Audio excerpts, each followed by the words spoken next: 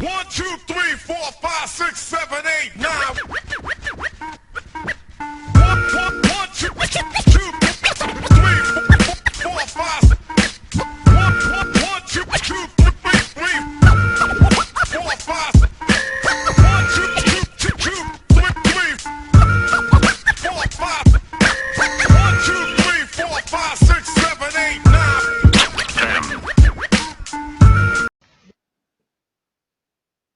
Welcome back to the Racial Draft Podcast. I am your host, Michael Ford, joined by my co-host, the queen of everything, aka Kia Lisi herself. Kia, what's up? Hey, Mike, glad to be back.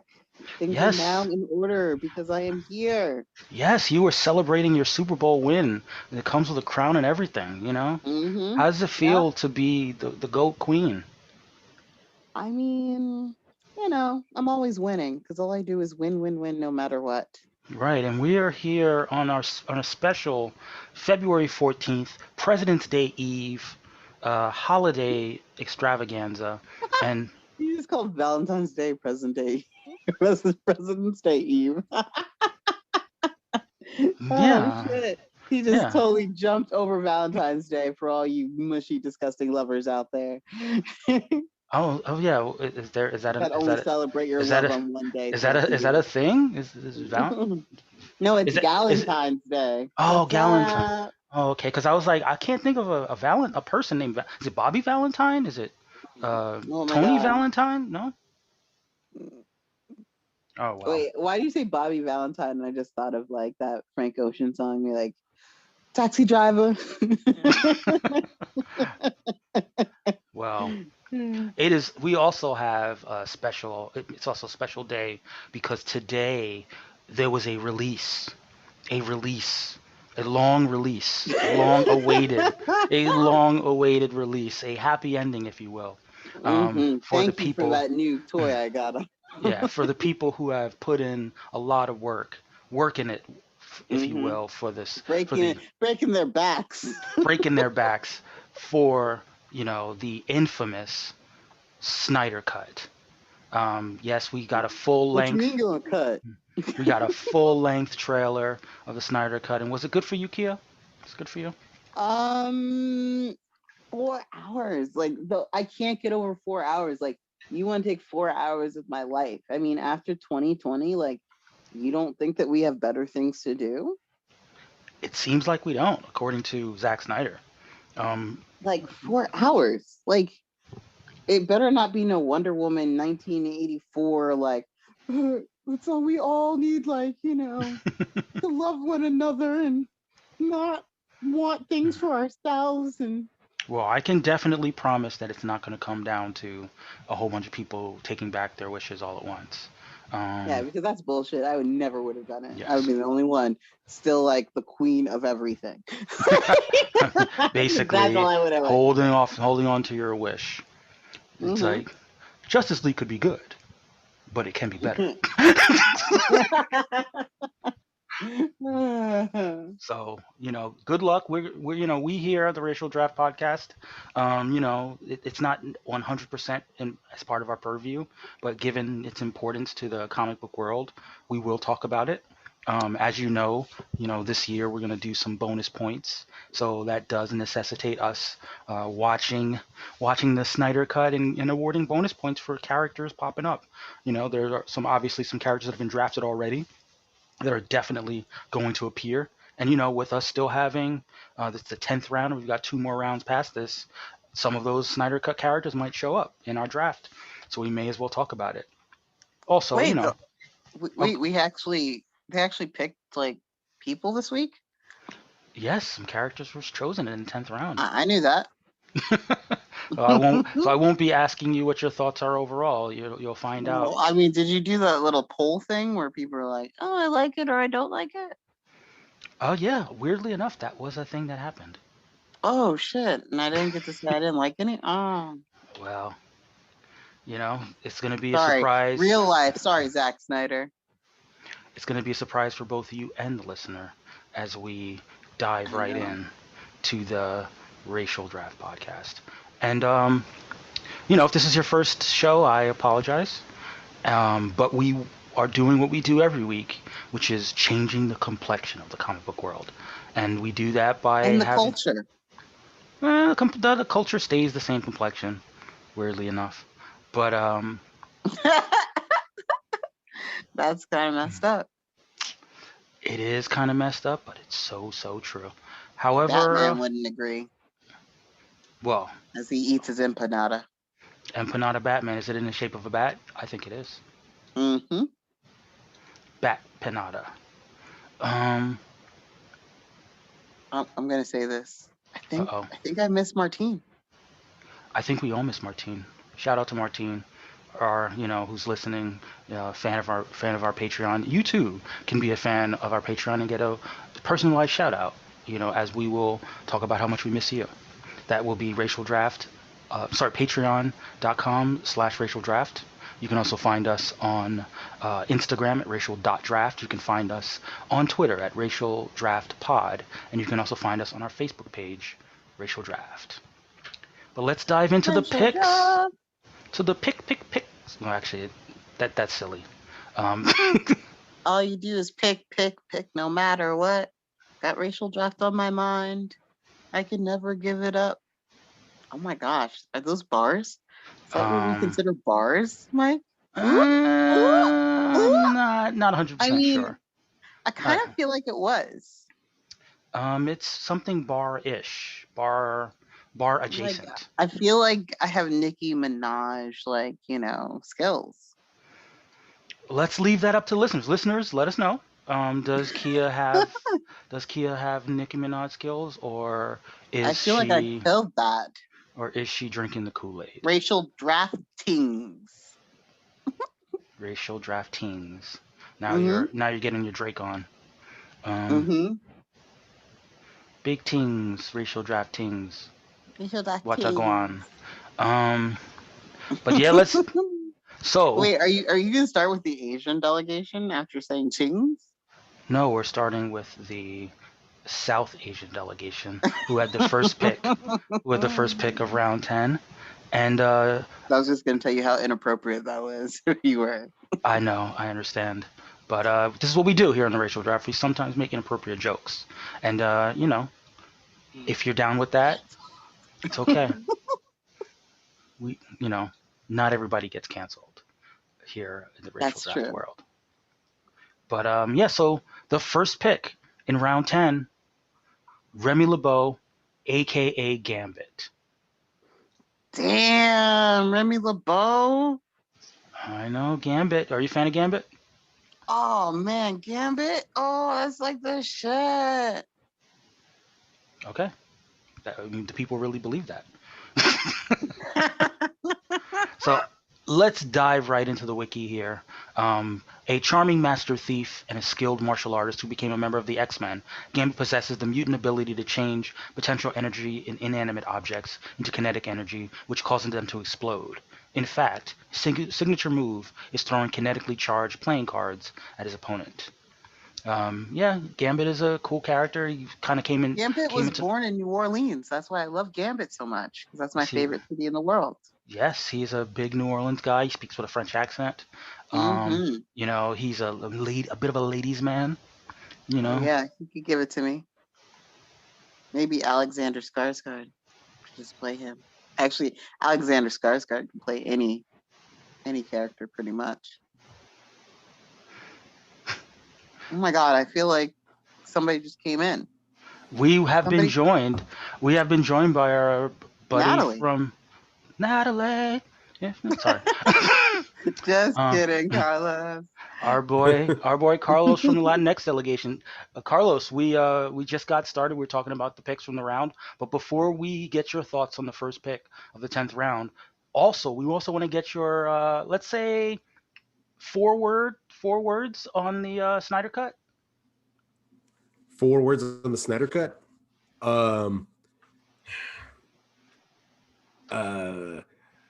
I've been burned before.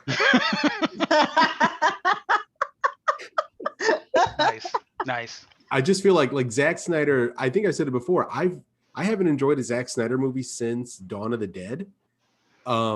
But Was his 300 trailer before that? Was 300 before Dawn of the Dead? was which what? 300? 300. I don't like 300 personally. Oh, okay. I'm just not a Whoa, fan. whoa, Yeah, I also whoa, don't even like the. I don't like the Carlos. book that it's based on personally. I'm just not Oh, a okay. fan. Carlos, But you didn't like the actual movie of 300? I Like, don't like the actual movie of 300. No. what don't you like about it? It's kind of a bunch of macho bullshit. Kind of, I don't know. Personally, just not a fan.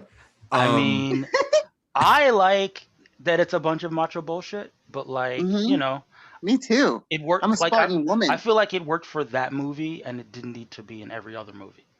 Yeah, Sure. very much. Yeah. Yeah, I agree with you. I mean, Watchmen was one of those things where I wanted really badly to like Watchmen, and I just basically ignored the stuff about it that I didn't like, and focused on the stuff about it that I did like, because, you know, as someone who was a fan of the book, I kind of bought into the idea that it was unfilmable, and you know, so I was like, well, he tried, he did some really cool things, and you know, his degree of difficulty, you know, for that was so high that, you know, why should we penalize him for doing something that couldn't be done theoretically?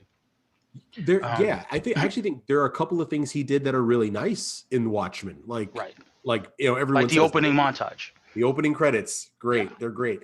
I kind of like his twist on the ending. I think. I hate that ending. Yeah, I kind of think it makes a ton of sense. Like, to have everyone united against Dr. Manhattan, who's completely happy, he's fine being the target of their vengeance. But also then you watch it too, and you go, like, he's definitely seen the book. Yes. I don't know that he understands the book. Right. Yeah. I think of him more as someone who shoots movies more than makes movies. Yes. You know, I don't feel like there's I mean, I mentioned this earlier to some of my friends that I feel like he doesn't really put a lot of heart and soul into his movies. Right. But, you know, visually they're interesting. Right. I think, and that's exactly what I mean by, like, I've been burned before. His trailers always look, at the very least, interesting. Yeah. But then you get into the movie, it's like, actually, no, it wasn't. Most of the time, it wasn't even interesting. So you're gonna watch it? Is that pretty much I what will saying, watch Carlos? it. I will watch it because it looks like there's enough new stuff in there that I don't exactly know what's going to happen. So that's cool. But there's no way I'm sitting through it in one sitting. And and if I get, you know, an hour in and it's like, this is just not, I don't care what extra stuff is here, I will just jump ship. I don't need to sit through 4 hours of Zack Snyder. Well, so you can actually have a movie where you just don't complete it? Yes, I can. Okay, high five. Well, Key and I talked about I only have so much time left. Well, since I plan on watching it on the computer anyway, you know, Key and I talked about the possibility of opening up another movie while that movie's playing and multitasking, watching Wolf of Wall Street alongside of the extended cut. Yeah, the extended 4-hour cut of Wolf of Wall Street alongside the Snyder cut, and see which movie captivates our interest. You know, so my money's on the one with the Quaaludes. So are you guys familiar with the funding for the Wolf of Wall Street? So I worked in anti-money laundering for 4 years, and we had a guy from the FBI come out and explain to us about different money laundering schemes or whatever. And it was like the son of the Prime Minister of Malaysia was laundering tons of money, getting in this government money that he was taking out, and he was buying up art and like cars and all this investable stuff. And one of the ways in which he funneled the money was he funded movies. Makes sense. He funded The Wolf of Wall Street and like Dumb and Dumberer. Yeah. So like they gave like Leonardo DiCaprio like some sort of like, not a Picasso, but like a $2 million art piece, you know, and like it was his as a gift. And then it turns out the money about money laundering was funded by money launderers, and Leonardo DiCaprio just like forfeit. Yeah. He's like, take it. I had nothing to do with this. That is an Inception level twist right there. Yeah. It's money laundering all the way down. All the way. Levels to it. So what were your thoughts about the Gambit pick for the South Asian delegation? I love Gambit because I grew up in the 90s when Gambit was a thing, as a reader of the X books, or the X-Men books, but not the other X books. You don't see Gambit a ton in X-Men, but I believe he's in other titles. Yeah, he's in Excalibur right now. Okay, so there you go. But so I'm not entirely sure how he's being used since in the Hickman verse, but I like Gambit, so yeah, I mean, I'm trying to sort of wrap my mind around, a South Asian person who grew up in New Orleans and like still has that like French accent, but like I feel like he complexion wise, like he can still be drawn like exactly the way Gambit is drawn, except with darker skin, and like listen, there's some South Asian guys with that kind of hair, And I mean, New Orleans is like a port town. Like there's a huge like Vietnamese population in New Orleans. Like it's it's not out of the realm of possibility that you would get any walk of life to New Orleans. Also, New Orleans is a good place. Like kind of the Bayou is a great place when you want to just kind of get away and kind of and die. You want to hide out, you go to the Bayou. Ain't no one gonna find you. You want to kill somebody? Go to the Bayou. And if I remember correctly, correct me if I'm wrong, but like the Thieves Guild is like a worldwide thing, right? They're all over the place. I think so, yeah. Yeah, and he was a member of the Thieves Guild, so you could definitely imagine him going all over the world and plying his trade, as part of the Thieves Guild as he sort of builds his way up to being like he levels up to being the Gambit that we know. Like, so I mean, sadly we didn't get a fan casting from the South Asian delegation, so we'll have to do our Googles. Alexander Skarsgård. For anybody, I feel like there's going to be a lot of Alexander Skarsgård picks this week. Yes. But that finally came out. I told Mike who I'm in love with, Alexander Skarsgård. Got it. Yeah. So if you're a fan of Skarsgård, let us know in the comments. Feel free to spam us with Skarsgård picks.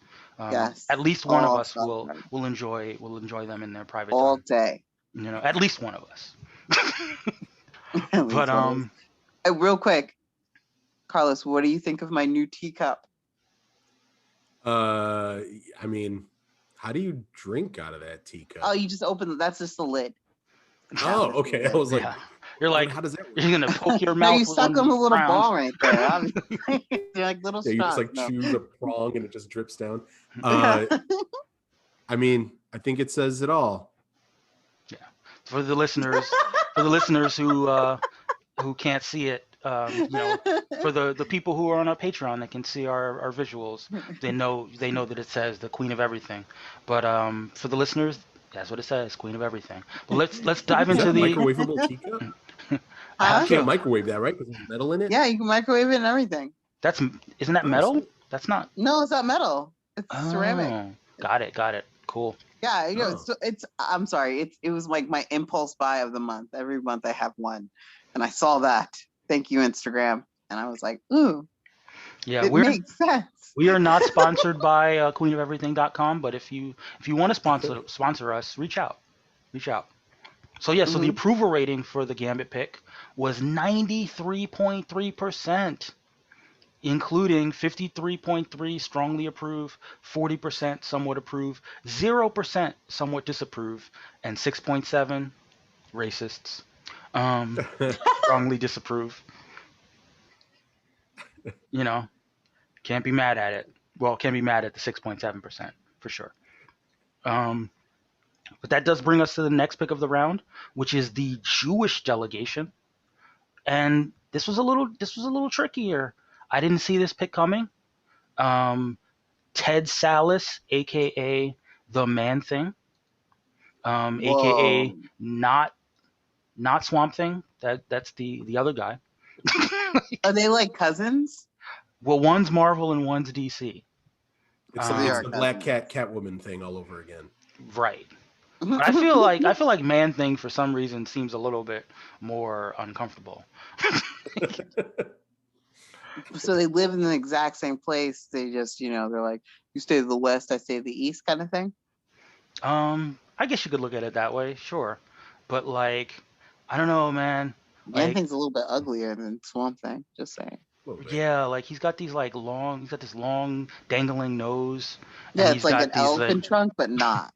right, and he's got those things that sort of like, I mean, I don't know, like for the What were you gonna say? Oh, you were about to get. I know exactly what you were about to say. What? Go ahead and say it. Go ahead and say it, Mike. Don't stop yourself. I'm just gonna say that you know, Yeah, what kind of things does he have on the side of his head? What? he's like Are you saying dangling. he's a Hasidic Jew? Huh? I mean, I mean, Abort. I that's an interesting spin on the character for the Jewish delegation. To give him what are the braids called? The I don't know. Kia, you know, fill us in. You No, know, I'm not. No, Mike, go ahead.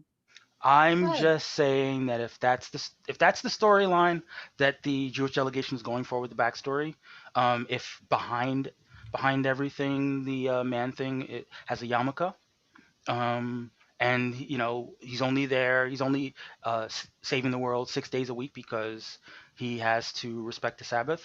Right. I fully respect it. I fully respect Ted Sallis, the Jewish man thing. Let's dive right into the wiki before I get Chaos, by the before I way. get That's what they're get called. Gina The little Carano'd. girls. What are they called? Chaos.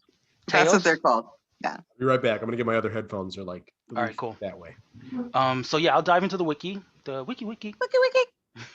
Man-Thing is a powerful swamp creature and guardian of the nexus of all realities. He was once human and turned himself into a monster as a last act of defense and a way to avoid his serum falling into the wrong hands. Is he a man going his own way? He is going his own way for sure. But yeah, it was Dr. Ted Sallis. This character was created in 1971, and yeah, he's a swamp creature who exists on multi-planes and multi-dimensions. You can find him in various comics. I guess there's a character in the Avengers books called Boy Thing, which again, uncomfortable sounding, who is an outgrowth of Man Thing. But there is an upcoming Man Thing event in the Marvel Comics over March and April, and I think that might be, he may score some FCL points. Oh wow! So Adam actually came in with some points. Yeah, I know. Adam had two names. I don't know what the other name was that he was hoping for, but we definitely said like whichever one you think won't be there in the next round, take now. And he's right. Like I would have taken Man Thing in the next round for sure. So what would have been your Latino spin on Man Thing? I probably would have retrofit my Krakoa-ness as much as I can. Fair. That's fair. Use it. I mean, look. Well, yeah, it would have just been like, basically Man Thing is essentially Swamp Thing, so it would just be when the conquistadors came to the Americas, they were attacked by the swampness, and it took one of them and made them into Man Thing. I feel that. My Krakoa story is much better than that because it's a whole island, but it would have been similar. I feel like Man Thing is going to score more points than Krakoa. Oh my god! Yeah. I can't wait. I mean, Man Thing's an Avenger right now. Well, that's Boy Thing. Different character. Wait, did Boy Thing come from Man Thing? And how did Man Thing have Boy Thing? I mean, like again, very uncomfortable conversation about Man Thing and Boy Thing. But you need to, break it down for the listeners and for the people like me that don't know. So my understanding, I'm gonna look it up though, but my understanding is that there was a remnant left behind of Man Thing who grew when like Man Thing went evil or something like that. They were able to rescue that piece of Man Thing and sort of pull him back to the light. But with Boy Thing, here we go. Boy Thing was a creature that was grown by the Shadow Colonel when he stole a trimming off the being known as Man Thing during a trip to the Everglades in Florida. Boy Thing spent all of his time hanging on the right shoulder of the Shadow Colonel. Oh yeah, that was it. So there was this group of vampires, team that fought the Avengers a while back, and yeah, Boy Thing was hanging out with them, and they rescued him. The Boy Thing was hanging out with a group of like old men. Old vampire men, yeah. Boy Thing was Okay. was just hanging out on his shoulder. Carla. I know. Group of old men known for sucking and a boy thing. Great. Yeah, doesn't sound safe to me. Definitely doesn't sound safe. No. But I'm pretty sure that according to the edicts of the Fantasy Comics League, he's a completely separate character from Man Thing. So, you know, he's not going to be double points. So it's definitely Boy Thing that's in the Avengers with Blade. Well, right technically. Now. Yeah, he hangs out with Blade now. Well, wait, technically he is part of Man Thing because he was taken from Man Thing. Yes, but he's his own separate entity with his own separate hopes and dreams. Kia, if you want to fight for this, I'm down because Null created all the symbiotes. Give me Carnage, give me Venom, give me Agent Venom, give me all of the symbiote dragons, all of it. I think you probably will get points from like the symbiote dragons and the various yeah, it's a little more direct beings that he controls, right? But I don't think you're gonna get points for all the characters that get possessed by Null. Right. We gotta draw the line somewhere. I'm with you, Carlos. I'm with you. But you know what? I mean, we'll pay close attention, because if they say that Boy Thing is just an extension of the Man Thing's consciousness, then I'll lobby in favor of Boy Thing just being kind of like Groot and Baby Groot, right? Well, that's what I was thinking of, Groot. Like, but you know what? I forgot. James Gunn did confirm that Baby Groot is Groot's son and not the same as original Groot, because original Groot is dead. Right. That's right. Ooh, rough. Yep. Man Thing's gonna be, or Man Thing should be in the Spider-Man book at least. Well, yeah, that's what I'm saying. There's that Man Thing event that I think goes across Spider-Man, X-Men, and Avengers. Either, like I said, either March or April. Yeah. So could be a lot of points. Could be a ton of points for the Man Thing. Maybe he'll even be in the Snyder cut. That would be quite the flex. That would be quite the flex for the Snyder cut if he somehow pulled in Marvel characters.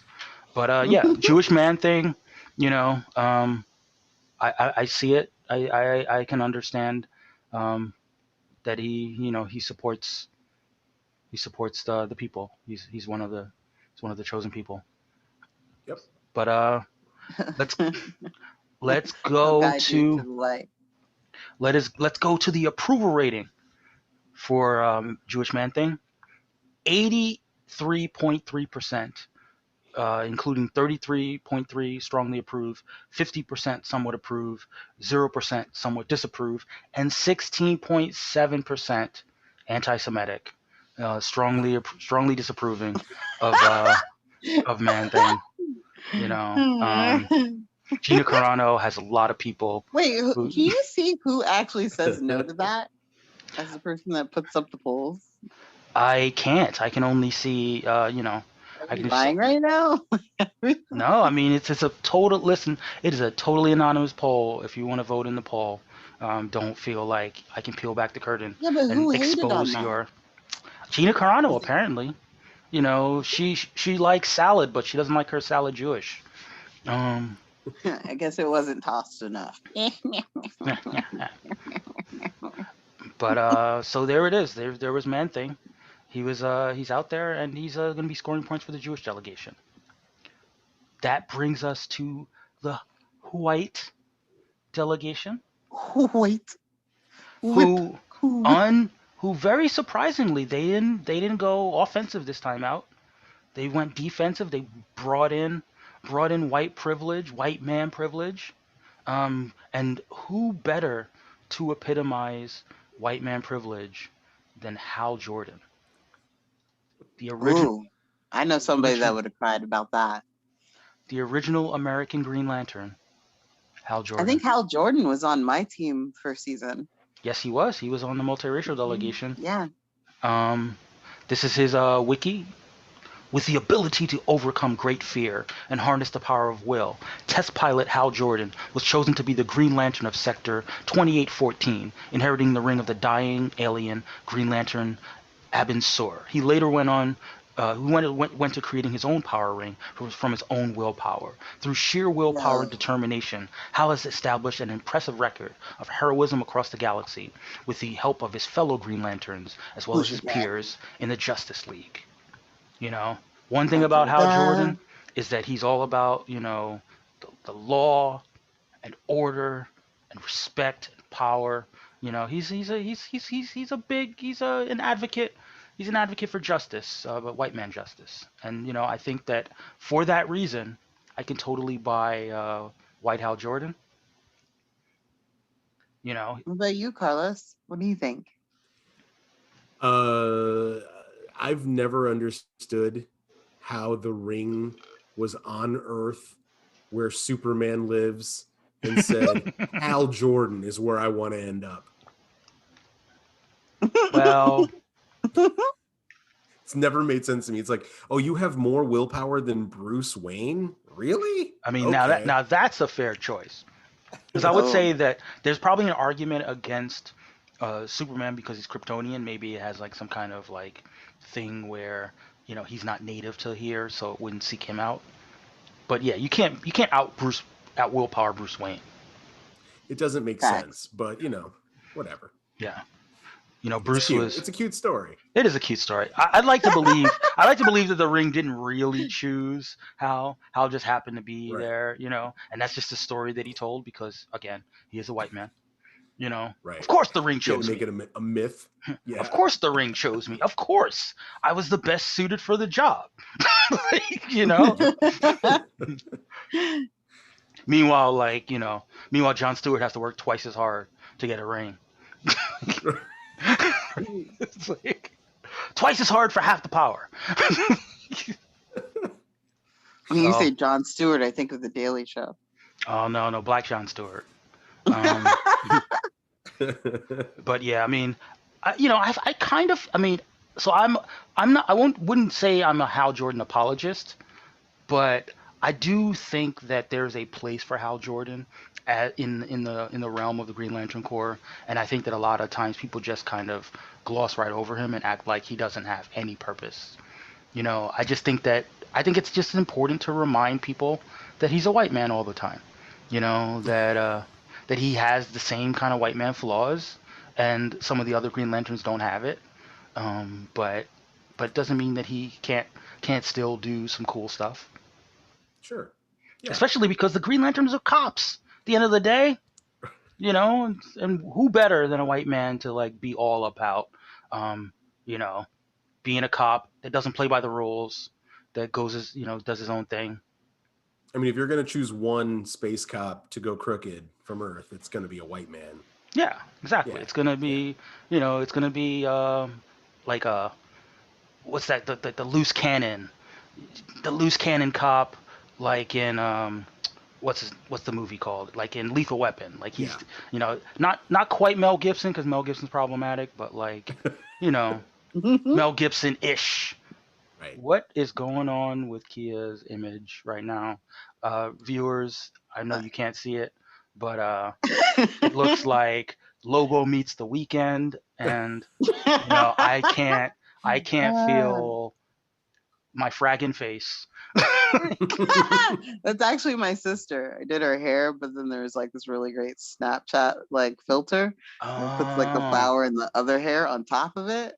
Gotcha. Wait, so your sister has the mustache and a full beard? That's progressive, very progressive. Yep, exactly. Don't judge her. I'm not. I'm just saying, like, all right. Carlos, don't you find that very attractive? I'm just jealous. This is as much as I can grow. And that's it. No, that was also part of the filter, honestly. So I will go ahead and talk about the approval rating for a white Hal Jordan. And I gotta say, this might be the highest approval rating for the white delegation. 75% approval for white Hal Jordan. including 50% strongly approve, 25% somewhat approve, 25% somewhat disapprove, and 0% strongly disapprove. Wow. Oh, Who's disapproving? Like, I thought I was really the only hater. I mean, you're gonna get some haters for the white delegation period, but I guess the majority of people were all about White Hal Jordan, and I get it. I get it. It just feels like a natural fit. Yeah. I mean, I guess if we're not going to approve when they keep their own, then what are we going to approve? Especially this is almost a trend now, right? Because last week it was 70%. Yeah, it was, and they also picked a white character. They picked white Wally West. Acceptance is on the rise. If they hit over 80% by the end of this draft, I got real concerns about the 2022 elections. I mean, they've I gotta admit, this time around they did a lot of defensive picking for the white delegation. They made a couple outside of the box moves, but overall they've been holding on to their old time favorites. I mean, they've got Superman, they've got the Flash, well, second Flash. They've got Green Lantern. They're just making sure that they shore up the original Justice League. So good on them, sort of. But that brings us to the Native American delegation. Shout out to Joaquin. Last round they drafted Cloak. In this round they completed the set with both Cloak and Dagger. Whose book is it? Your book. Now, I think it's interesting because, as we sort of alluded to, it's our Valentine's Day episode, and I think this is one of two delegations that has like two sides of a couple in the same delegation. Shout out to the Latinx delegation who has Batman and Catwoman. But this is another couple, both Cloak and Dagger, and I'll dive into the wiki for Dagger, because it was kind of cool to see. It's Cloak, it's Dagger. Yeah. So Tandy Bowen is the light half of the vigilante duo known as Cloak and Dagger. After a drug-related experiment awakened her powers, she became a living personification of light, with the ability to generate superluminosity at will and use it both offensively and defensively. Did you guys all watch the Cloak and Dagger TV show? I didn't. I did. And thoughts? I actually didn't hate it. No, I really liked the show, actually. It only was on for one season, though, right? 2 seasons, I believe. Yep. I liked it so much that I didn't watch the second season. Oh, well, that's a shame.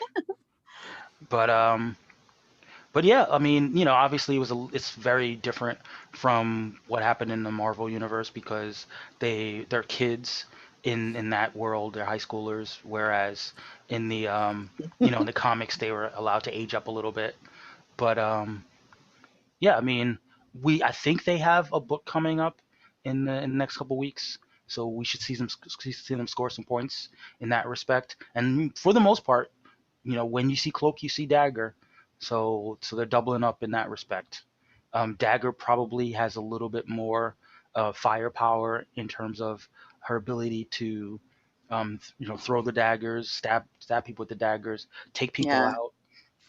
Whereas Cloak probably gets those points for teleportation, and for. Shouldn't Dagger have been like, Dominican? I mean, if we, let's like. Shout out to my friend Sue Ellen. What's up? Carlos, what are your thoughts about Dominican Dagger? I mean, that's like, yeah, okay, sure. Should have been. We would have called her Razor Blade, and she would have kept them in her hair. No. What are we doing here? Cloak and box cutter.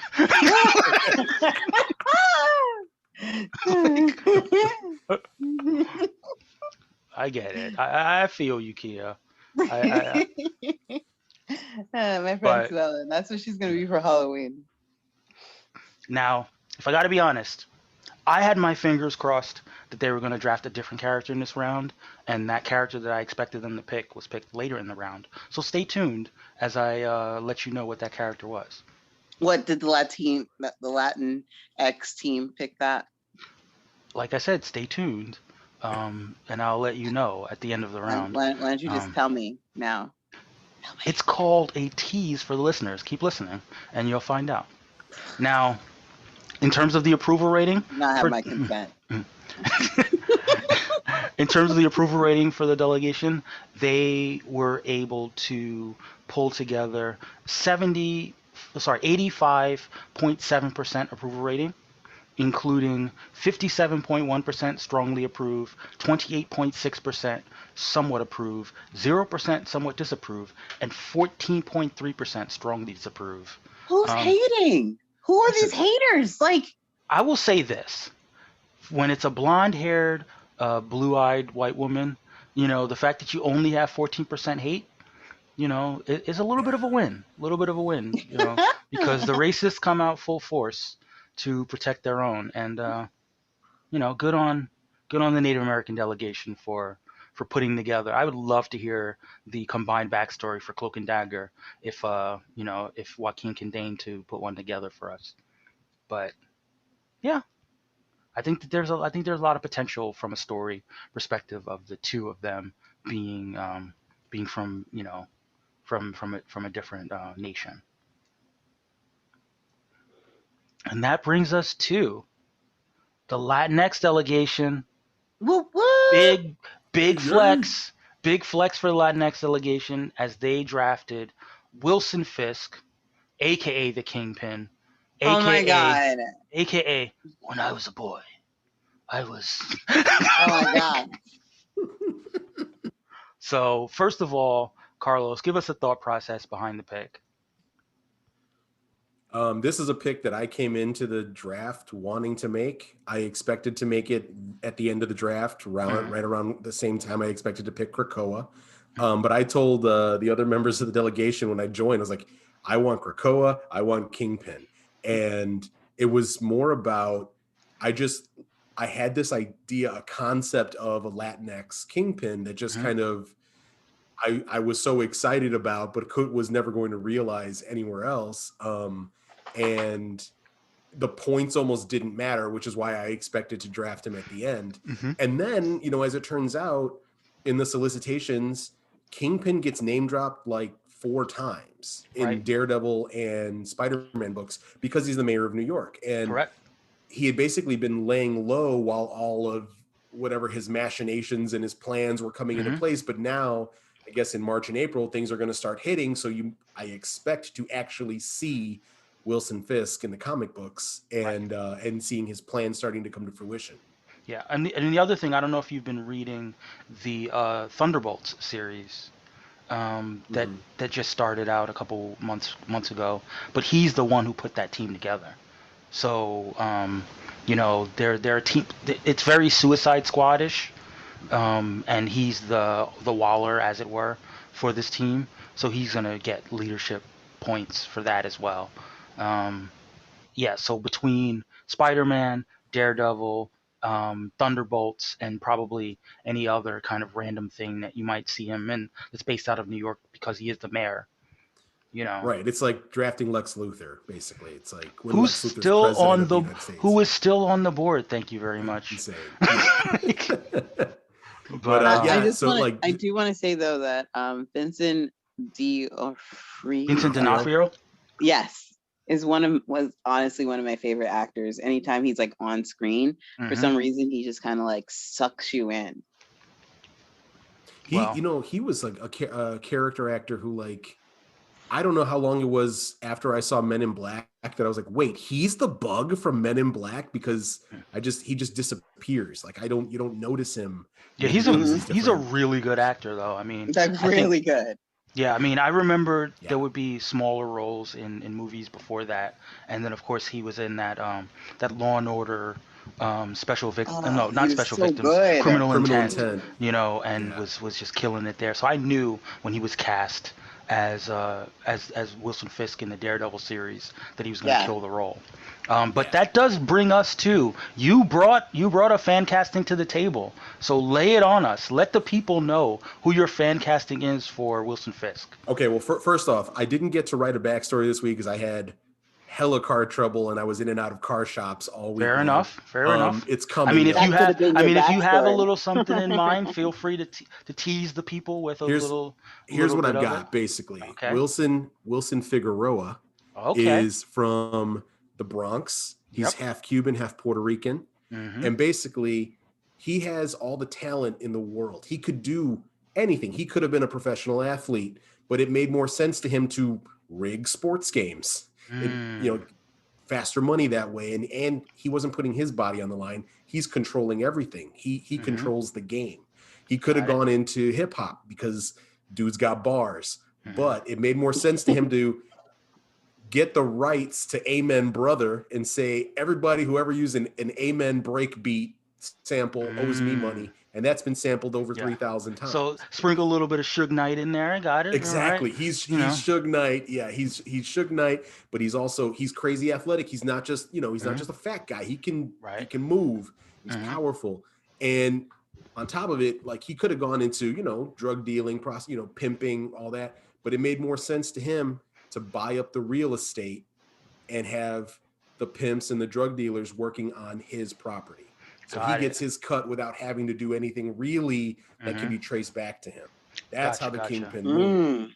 So that's my vision for Latino Kingpin. And he's also a force of he's trying to keep the Latino neighborhoods Latino. He's fighting against gentrification. Gotcha. Because now, does he ever move his way into, again, a big part of Kingpin is the fact that, he operates in the same territory as Daredevil. Does he sort of work his way down into the prime real estate of the middle of New York? Into Hell's Kitchen. Yeah. I mean, eventually he's got to move up to become mayor of New York. So he's got to eventually cross into Manhattan, because that's just how he's got to get there.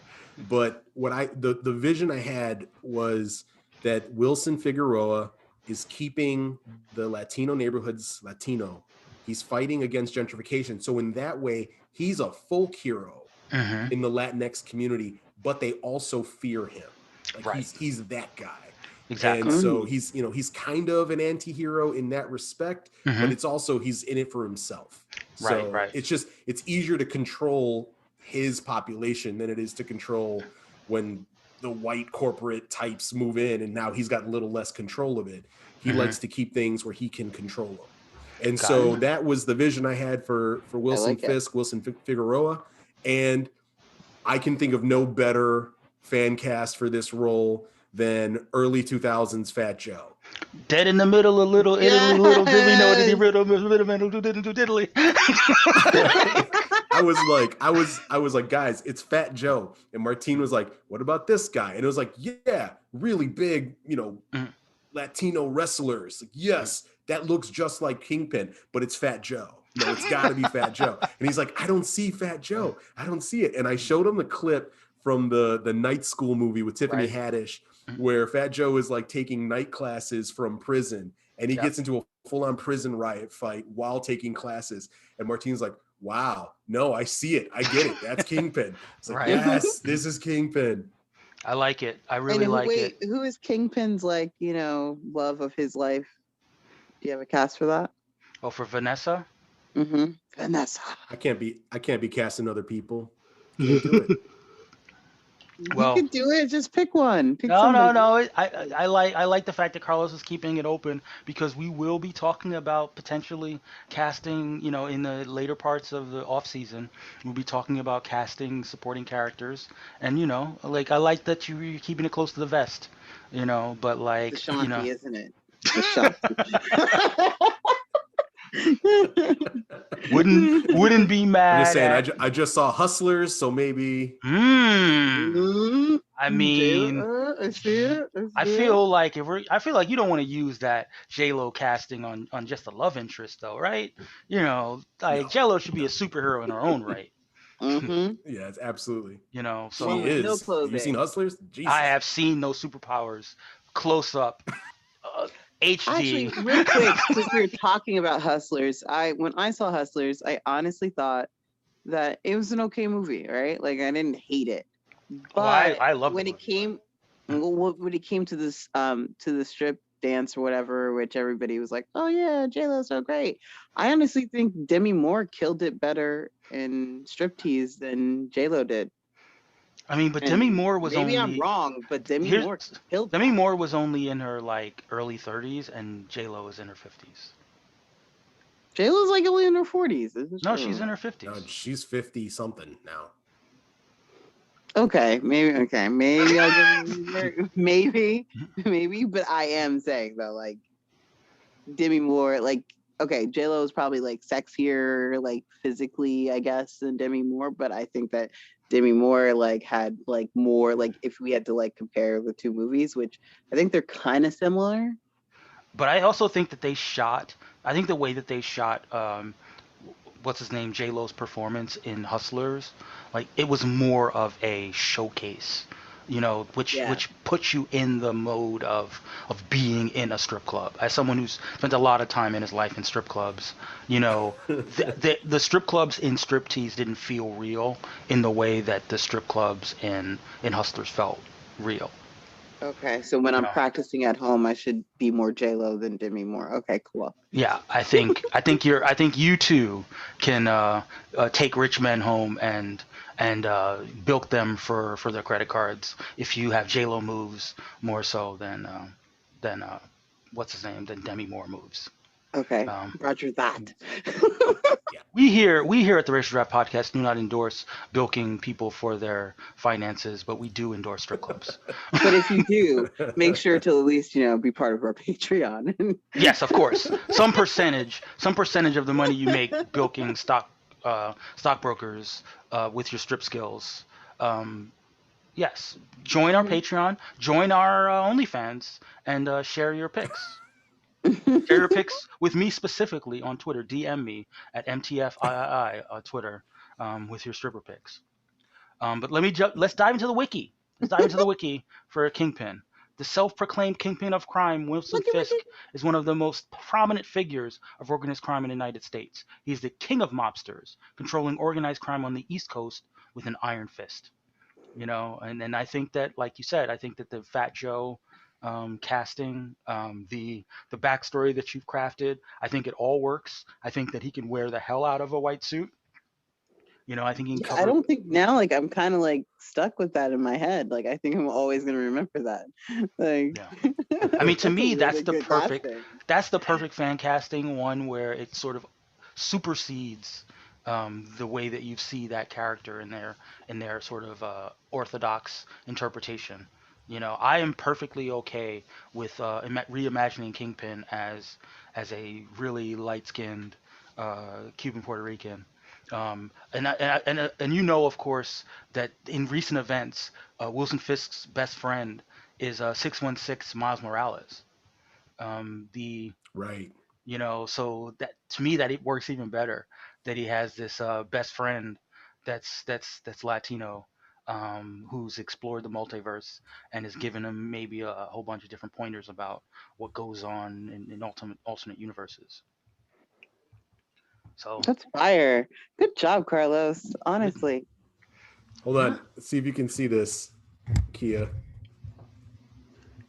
Can I make this image? No, it's just so bright. yeah, it's so bright, but Damn, that's Fat Joe and a. That's early 2000. That's got to be late 90s because he's still with Big Pun. Oh, But rest in peace, Big Pun. rest in peace. Yeah, but if you want, you can send that over to me, and we can make that the show art for this episode. So listeners, get a piece of the show art.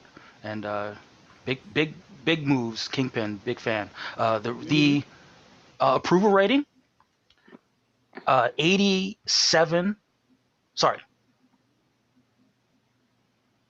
Yeah, my fault, guys. 70s? No, that can't be right. Why am I so bad at math? Just say 100%. 100% in our hearts, but 77.8% for approval rating, which is really fucking low. But that's 55.6. Who is That is hating? Trump supporters, clearly. They felt like it's really important that the Kingpin be white. And it's 55.6% strongly approve, 22.2% somewhat approve, 11.1% somewhat disapprove, and 11.1% strongly disapprove. And listen, I'm perfectly acceptable calling you racist, you 22%ers. So get at me, bro. You can DM him as well, like, Yeah. and find him on OnlyFans. Exactly. And send him pictures. I was really excited to get this pick in. I really like Kingpin is one of my favorite characters. I just think it's a dope villain, and I like having villains on our team. I don't know how many other teams have villains, but like us with Null and with Kingpin. Yeah, it's funny though. It's like season 1, there were a lot more villains taken, and I guess because of just the way comic books are written, there aren't a lot of books that are centered around villains. So now, because people are being a little bit more strategic, they're forgetting about some of the villains. It's unfortunate because there are some really cool villains that are still on the board, and I hope that in the later rounds, we start seeing them coming off the board because they're fun. It's fun to have. It's fun to have a diverse slate of villains, and I'd like to see some of them get scooped up by the different delegations.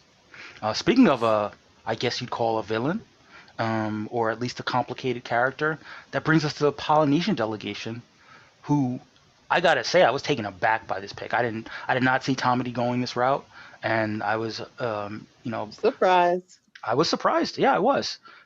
David Haller, aka Legion. Carlos, are you a fan of Legion? I was a fan of the TV show. I loved that TV show. It was the weirdest thing.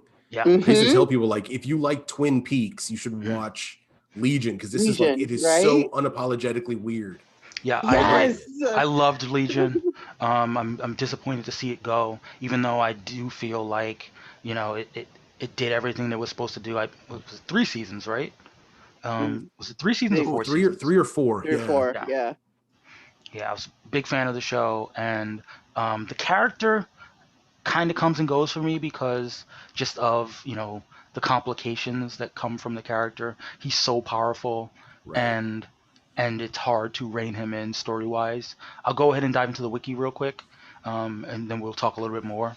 The son of Charles Xavier and Gabriel Haller, David Haller is the powerful Omega-level mutant known as Legion. He possesses hundreds of mutant abilities, ranging from telekinesis to reality warping, but each power is controlled by a different persona, which could be either benevolent or malevolent. It's going to be interesting to see how Tomedy recontextualizes Legion, whether each personality is going to be sort of a different facet of Polynesian culture, or whether there maybe be some white people mixed in, mixed in with the backstory. Actually, Tomedy just in general, like this season has like really stepped it up, 1, and then 2, has really used his imagination with some of the picks that he's had. Like, I really enjoy this one. I agree. Now, unfortunately, from an FCL perspective, we haven't seen Legion since the Hickman era has kicked off. Right. I would imagine that he will resurface at some point, but just because based on his just incredible power ability, I feel like whenever he does show up, big things are gonna go down, and it's possible that in the next couple months we won't see him and he won't put up a lot of points. But from a pure aesthetic standpoint, from a pure excitement standpoint, from a backstory, and just kind of getting this other spin on the character, big fan. And in terms of approval rating, the people approved as well, because they went ahead and gave him a 90.9 % approval rating. Including, so who was the 1% that said nah? No, not 9. No, not 99. 90.9. So 9%. But so 63.6% strongly approve, 27.3% somewhat approve, 0% somewhat disapprove, and 9.1% racist. I mean, you remember when Yao Ming used to be the leading vote getter in the All-Star games? Yes, yes. I'm just gonna put that out there. Tom and Oh, you're alleging dirty polling. That's what I'm hearing. I'm alleging that he's got a fan base and that fan base loves him, and I'm a member of that fan base. I have never not strongly approved of anything he's ever done. That is 100% fair. Kia, do you have any final thoughts about Legion? Just really great pick. Go Tonzi. And that brings us to the Black Delegation. A little bit of outside the box pick for the Black Delegation, but I'm into say it. Black Delegation, I say Krakoa. Much better pick than Krakoa, I think.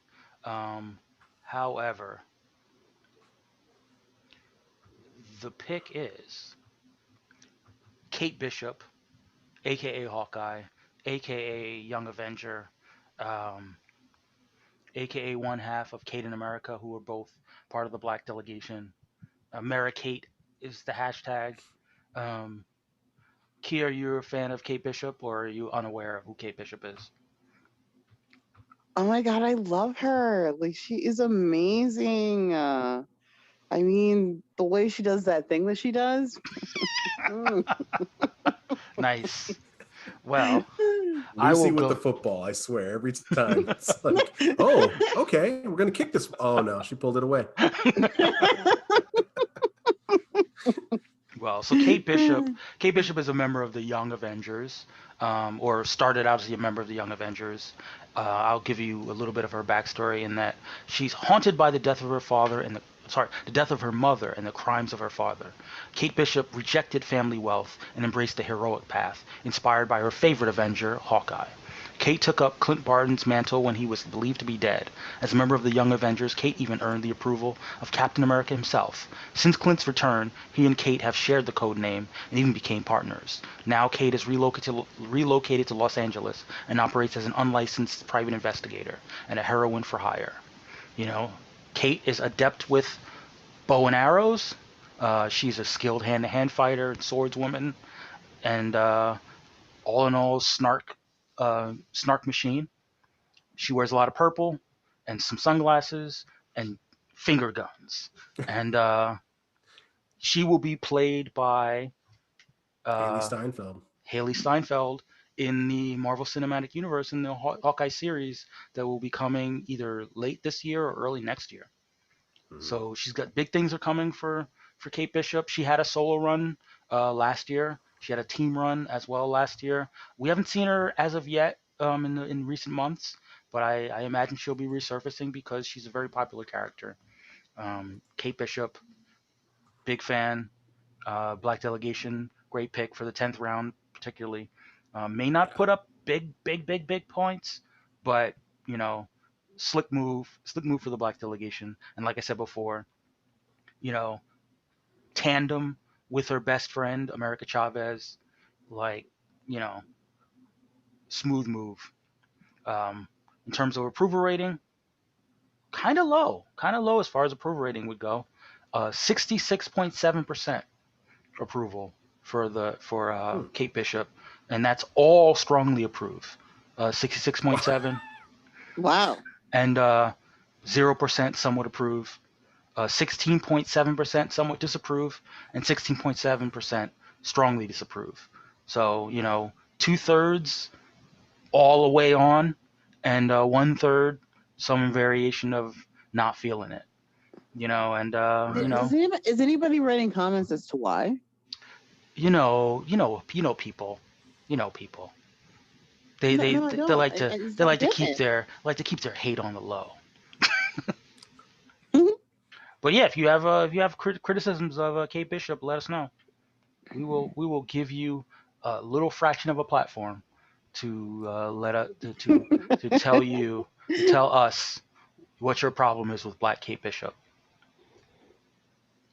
But any other thoughts about Kate Bishop, Carlos? I mean, I'm wondering if Marvel is going to start the machine ramping her up for the show, and if you will see, like, you know, appearances in other books, just kind of offhand, not necessarily, big events, but like Kate Bishop is just existing in this world. Right. Because this show is coming out and we've seen the set photos. Yeah. I love Haley Steinfeld, so right. And not I'm to excited mention, for that.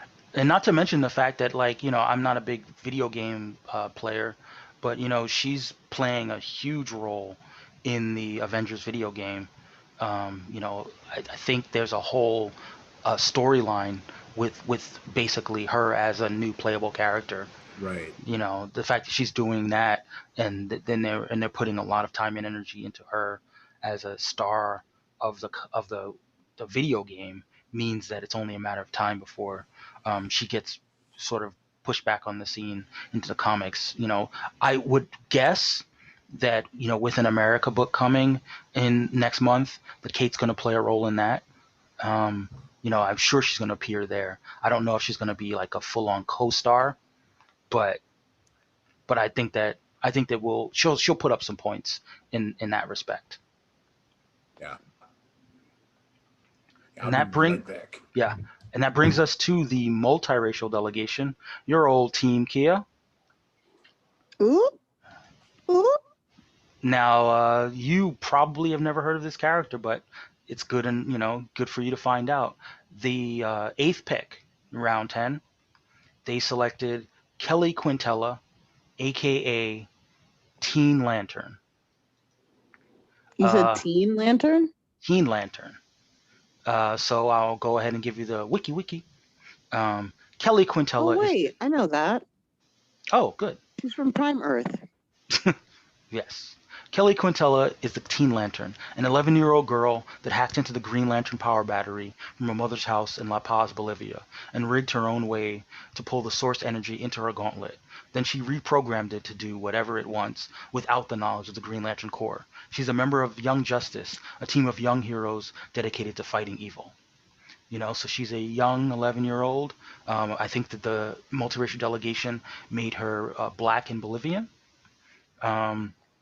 That's good, so she can still fight Dark Opal's men, Mm-hmm. And she's going to do a lot of the cool things that Green Lanterns do. One of the things that's happening in current storylines is that she's going to be mentored by some of the other Green Lanterns in the upcoming Green Lantern books. There was some speculation on our part that maybe she would be mentored by by Martine's favorite. Sorry. Green Lantern? Yeah, by Martine's favorite Green Lantern. Why can't I remember his name? Kyle Rayner. My fault. Given that he's Latinx and Kelly is also Latinx, maybe there'll be some bonding in that respect. But there's also been some rumors that she will be mentored by John Stewart, the Black Green Lantern. So there'll be a little bit of like the power to the people, green power, willpower to the people, as it were. But yeah, like she's a fairly new character. I think she was 2019 was when she made her first appearance. So there's a lot of potential for her, and I'm looking forward to it. I'll keep you posted in her future appearances, but I know that you're interested in the point scoring from an FCL perspective for your old multiracial delegation, and she's in a position to put up some points. So I'm excited then. Like Shep has been doing a really decent job of picking like people that are going to bring in the points, and I think like a lot of his people like are going to bring in more points than what people think. I think he's kind of mimicking my like first season in a way by like picking people that everybody was like kind of sleeping on or just like, oh yeah, whatever, and then they're gonna be like, yeah, those points though. Right. And shout out to Shep. Shout out to the approval rating, but maybe a little bit less of a shout out in that, it's only at 80% approval rating here for I for still Teen don't know Lantern. who's hating. Like, what is up? Like, I don't get it. Like, have we ever had maybe Tomatee's had like 100% approval rating. There have been a couple 100% approval ratings, but lately, there's been a little bit of contentiousness. So that's 60% strongly approve, 20% somewhat approve, 0% somewhat disapprove, and 20% strongly disapprove. that is some serious hateration and holleration in this Right? dancery. But I hope that Kelly Quintella proves you guys wrong, and I hope that she puts up a Gotta ton of start blocking points. people from the racial drafts. Like, whoa, Lord have mercy. I mean, Where are I all don't these like to haters block. coming I don't like from? to block people, but listen, I like the non-haters to make their voices felt to drown out the haters. So, Mm, like I facts. said, follow us at Racial Draft Pod as the picks come out throughout the week, and go in and make your voices known. And Well, hey, I just think like the rule should be if you're gonna like, do some dirty polling, at least give like a reason why. You know what I mean? So we can know and we can get some feedback and we can discuss it. I agree. I was about to say that. I was going to say that, hey, if you're out there disapproving, whether it's strongly or somewhat disapproving, go ahead and Yeah. comment. Let the Yeah. people Have know. some cojones. Yeah, let the people know like what your disapproval is about. And maybe we can discuss it. Maybe we could hash it out.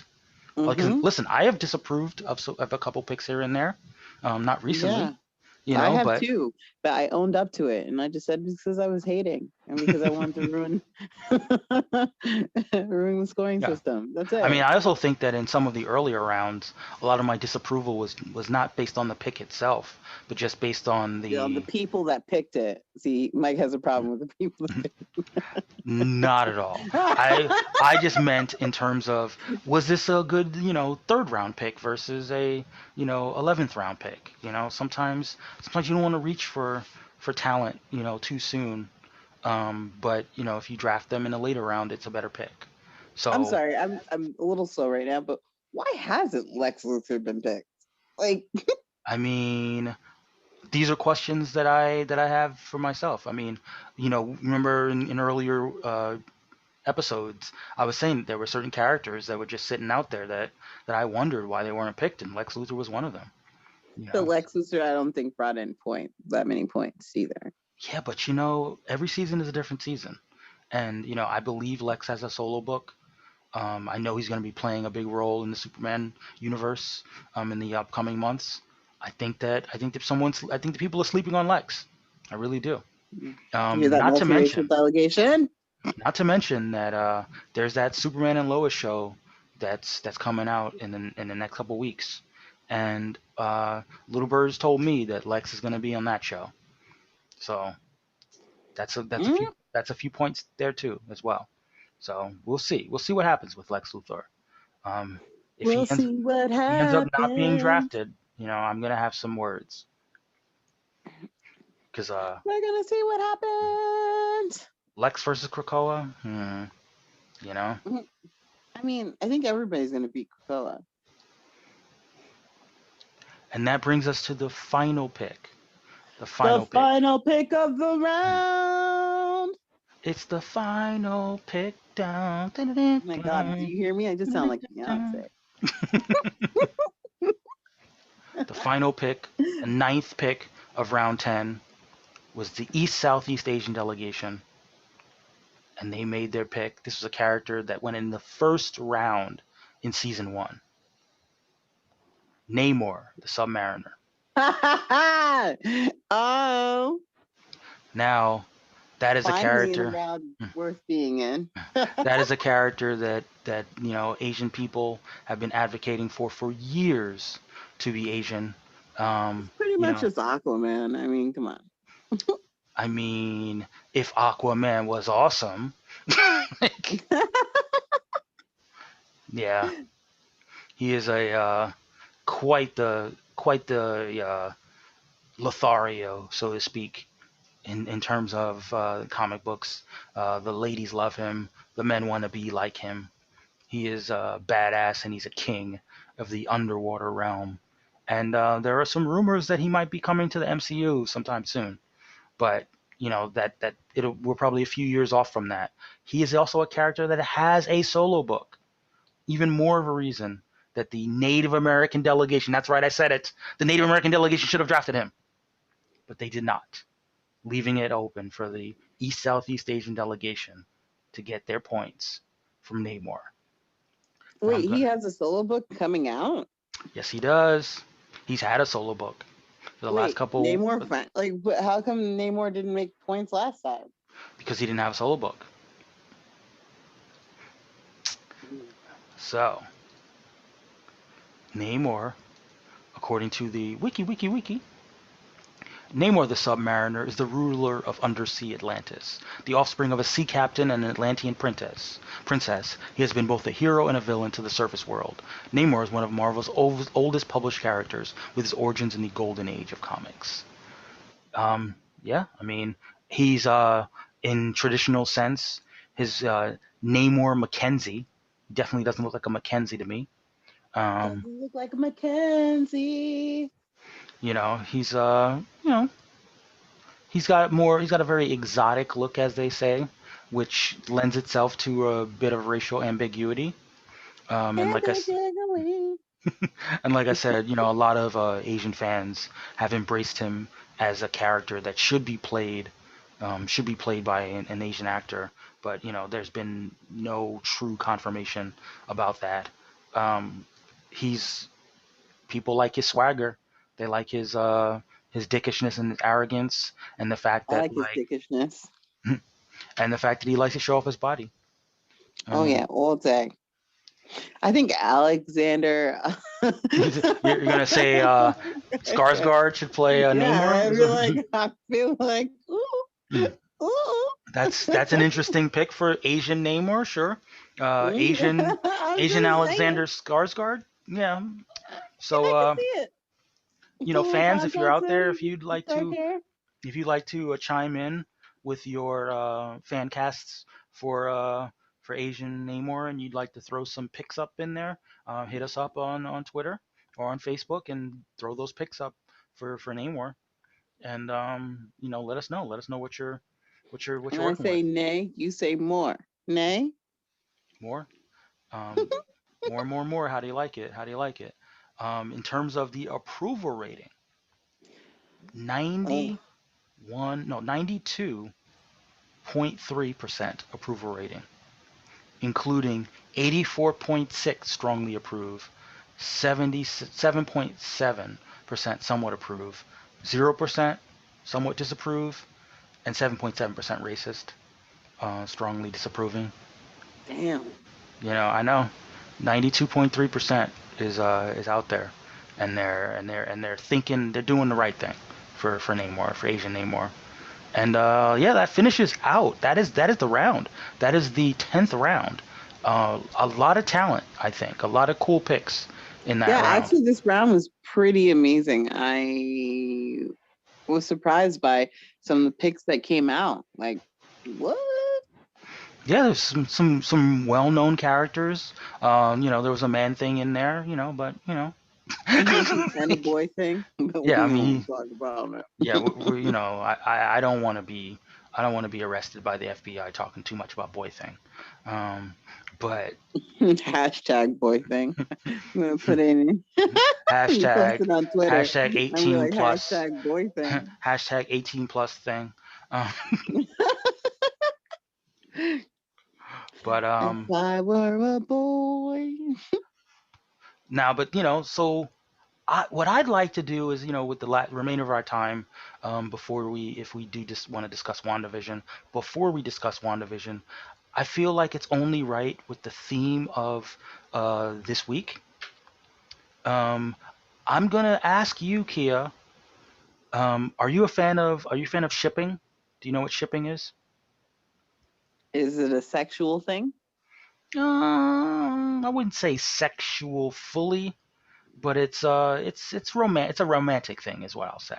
Is it like using Amazon Prime? No, it's not. It's not free shipping on Amazon Prime. Amazon, holler at us if you want to sponsor us, because we're here. No. So shipping is short for a relationship. That's the ship part of the shipping, and it's basically when fans put two characters together in their minds and sort of advocate for them to be paired up as a couple. You see it a lot. Oh. Yeah, okay. I knew that. Like, I knew that because I'm 25 and I knew that. Sure, you're 25. Sure. Yeah. So I just felt like in honor of our February 14th President's Day Eve episode, that would be cool to take, two characters from the different delegations and, talk about shipping them, you know. Um, that could be cool, right? Yeah, I'm all about it. And I'm saying Namor oh, and wait. I'm gonna go ahead. I'm gonna name the delegation, and you're gonna ship two characters from. They have to be two characters from the same delegation. Like intra-racial. Kind of like with the. Wait, Remember why can't they mix it up? That is racist, Michael. for Michael, that is very racist. Look, I'm not saying we it's can't. legal now. It's legal I am now, not saying that we Michael. can't do interracial shipping, but let's start with intra-racial shipping first. Wait, why? Why we got to start with that, Michael? Because we. And what about the multi racial delegation? Yes, that's exactly what I was thinking and saying at the same time. What about them? Can they not play, Michael? I'm just saying that we've gone. I'm just saying that we've gone 10 rounds into the draft, so that's more than enough. Time to be able to mingle people. Michael, why do you have a problem with that? What, you don't think Krakoa is good enough for Swamp Thing? For Man Thing? Man Thing? Man on man, plant on plant, branching and wood and wood. It's just intertwining. Like I said, to start with, let's keep it within the delegation. I'm going to read off the picks from the delegation. I just want to say to the listeners that, I am totally against this, and I believe that everybody should intermingle. Okay. Mm-hmm. So these are the picks, the 10 picks for the Southeast Asian delegation. Captain America, Reed Richards, Peter Parker, Sue Storm, Jessica Drew, Johnny Storm, Ben Grimm, Silk, Spider-Gwen, and Namor. So Captain America and Peter. Whoa! I did not see that coming. I did. That was on Pornhub. Okay. That is a thwip. Using a shield. Okay. Well, I'm going to go ahead and keep it conventional. I'm going to go ahead and ship. Conventional? Wait. I'm going to ship the married couple of Reed Richards and Sue Storm, given that they're married in real life. I feel like that makes the most sense because they're already. Wow, Michael, that was so creative. I know. It was very. It was right. All right. Carlos, you got here just in. We got here just in time. What we are doing in honor of our February 14th episode, we are shipping the drafted characters. We're starting off shipping them inside of the. Yeah, because he doesn't believe in interracial shipping. That's what he said. I'm just saying we're starting off shipping within the delegation, and then we can talk about some other ships that cross the delegations. But so Michael, tell them what we said so far. Yeah. So Kia has advocated for Peter Parker and Steve Rogers. You were ready. A very heroic ship of Spider-Man and Captain America. I went because Peter Parker is always 15 in my head. Oh, that's very call me by your name. We went back to boy thing. We're talking about modern Peter. Yeah, let's not 40-year-old Peter Parker. But he always does look kind of like 15. Yeah. We're not going to talk about that. But I went super conventional. I went with Sue Storm and Reed Richards because they're married in real life. I'm surprised you didn't go with Peter Parker and Johnny Storm. That's a common ship within comic book ranks. They hang out together. They have each other's numbers. They're super close. But what about you, Carlos? Who do you have as far as your? Do you want me to read off the characters in case you forgot from the? I know that I have one from my delegation. No, but I'm saying we're going delegation by delegation. So the East Southeast Asian delegation. I'll read it off for you. Captain America, Reed Richards, Spider-Man, Sue Storm, Jessica Drew, Johnny Storm, Ben Grimm, Silk, Spider-Gwen, and Namor. Okay. Namor Peter. I'll go. Oh, I just realized that Namor, Reed, and Sue are in the Asian delegation. I guess you could do that trio, right? That thruple. Bubbles around the table. I guess I would go with, let's see, Silk and man, Silk and Peter is just kind of boring. Mm-hmm. But they do have that that biochemistry, that hormone Right, thing, it is there. It's yeah. The spider pheromones. Exactly. I'll go with you know what? No, give me Silk and Gwen. Silk and Gwen, they have a very like love-hate thing going on, which probably leads to a lot of passion. Their own pheromone situation. Yeah. Like I'm here for it. All right, so before we move on to another delegation, do you guys have any other ships? I think I moved on. I think I decided to go with the thruple. Like, I added Namor. I added Namor into the fold with Sue and Reed. I'm liking the thruple. Yep. Kia, do you have another one? No, I'm good. I'm just like right now. I mean, Captain America is so naked in my mind. Well, I'm gonna go ahead and add Johnny and Peter. It's only right. They, there's because they both have penis names. Peter and Johnson, yeah. There's a heat there that I'm just waiting. The friction of it all. Exactly. They will cross swords. And that triple X of swords, as it were.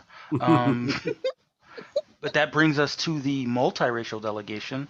Your old pals. I mean, are you okay with this, Michael? Since it's going to be totally interracial. So I'm going to go ahead and run down the picks just in case you forgot. That's Wolverine, Flash, Wonder Woman, Magic, Damian Wayne, Conan, Jon Stewart, Jane Foster, She-Hulk, and Teen Lantern. So right off the bat, Teen Lantern's off the table, and Damian Wayne are off the table. You ruined it for me, Mike. Unless you're shipping Damian Wayne with Teen Lantern, all that stuff is like they're off the table. We are not a pro.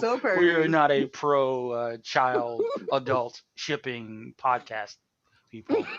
But Kia, would you like to start with your ship? Well, you took mine. Wolverine and Teen Lantern, I guess. Not a thing. I guess.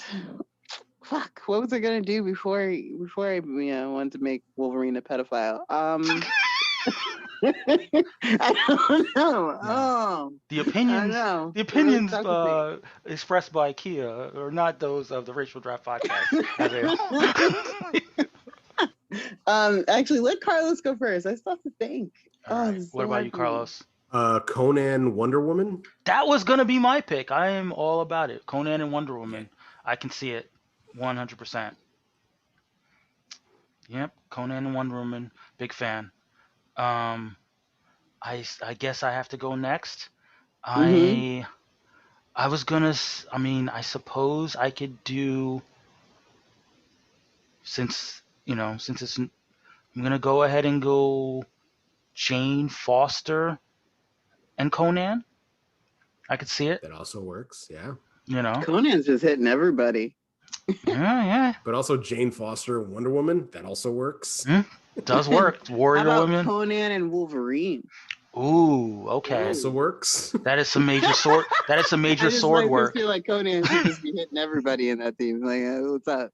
Wolverine's got that healing factor. Like, yeah. what kind of wild shit are you talking about? Conan's tearing that up, bro. Come on. Oh, that was a good one. He's a damn barbarian. Oh Oh my gosh. Oh man. Ain't no adamantium in the ass, dude. So I'm gonna go outside of the box, so to speak. Jon Stewart and She-Hulk. You know. Yes. Well, Yeah, isn't that kind of still in the box, really? I mean, listen, that construct can do a whole bunch of stuff if you put your mind to it. That's what she said. Exactly. You know, Jon Stewart's getting it in with the power ring. You know, he's an engineer too, so he's building all types of crazy toys. You know. She-Hulk was probably like, "Thank you." Mm-hmm. And yeah, no ships with magic. You know, disappointing. I guess we can go magic Wonder Woman. I guess that works. You know what? I mean, the fact that they have 2 teenagers kind of messes it up. Yeah, I mean, you can only ship the teens with the teens. You know. Right. are you still allowed to ship them? Like, I mean, isn't that still illegal? Like to watch? no, I mean they can go to like to dance together and hold hands. You know, it's perfectly chaste and acceptable. Yep. You know, they're waiting. They're waiting until they're waiting up. until marriage. Yeah, exactly. You know, I'm here for it. But then you find out they're Mormon, and then they're married at 12. Oh, you made it weird, Kia. The one does have a ring that's powered by willpower. If anyone can hold out, it's going to be a Green Lantern. Yeah, but you know, that's true. You feel like Damian Wayne's the type of person that would try to steal that ring.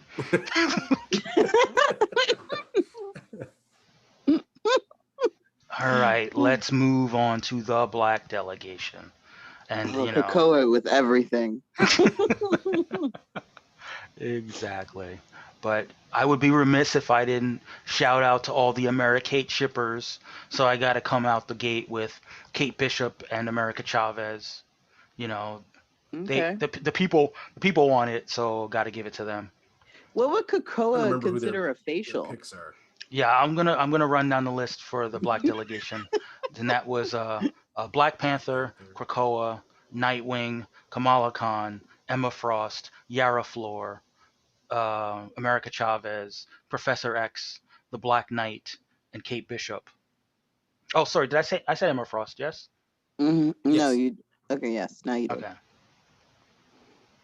Emma Frost. I think Professor X and Krakoa could. They're meeting on that astral plane, and I mean, it's getting freaky. Mm-hmm. Yeah. It's like, and Professor X is like, I hear you. I got to go America Chavez and Yara Flor. I feel like that is a perfectly acceptable pairing that a lot of people would pay money to see. I'm thinking Emma Frost and Professor X. Oh yeah, for sure. That is some ass on the astral plane, for sure. I'm thinking Emma Frost Nightwing. Ooh, yeah. Oh yeah. Yeah, he might turn that out. Am I gonna Google this later on RedTube? Yeah. Who for T'Challa? Is there nothing for T'Challa? Might not be. I mean, Black Panther, White Queen is kind of cool, but yeah, but I feel like that's like some kind of violation. I feel like the people T'Challa of Wakanda, people of Wakanda would not be a fan of Emma Frost and T'Challa. They would have to be really kept on the low. That's true. Yeah, nothing for Kamala because she's underage. Right. She's out. But nothing for the Black Knight. He got nothing. Black Knight, Black Panther. I'm loving it. Take a hold of my ebony blade.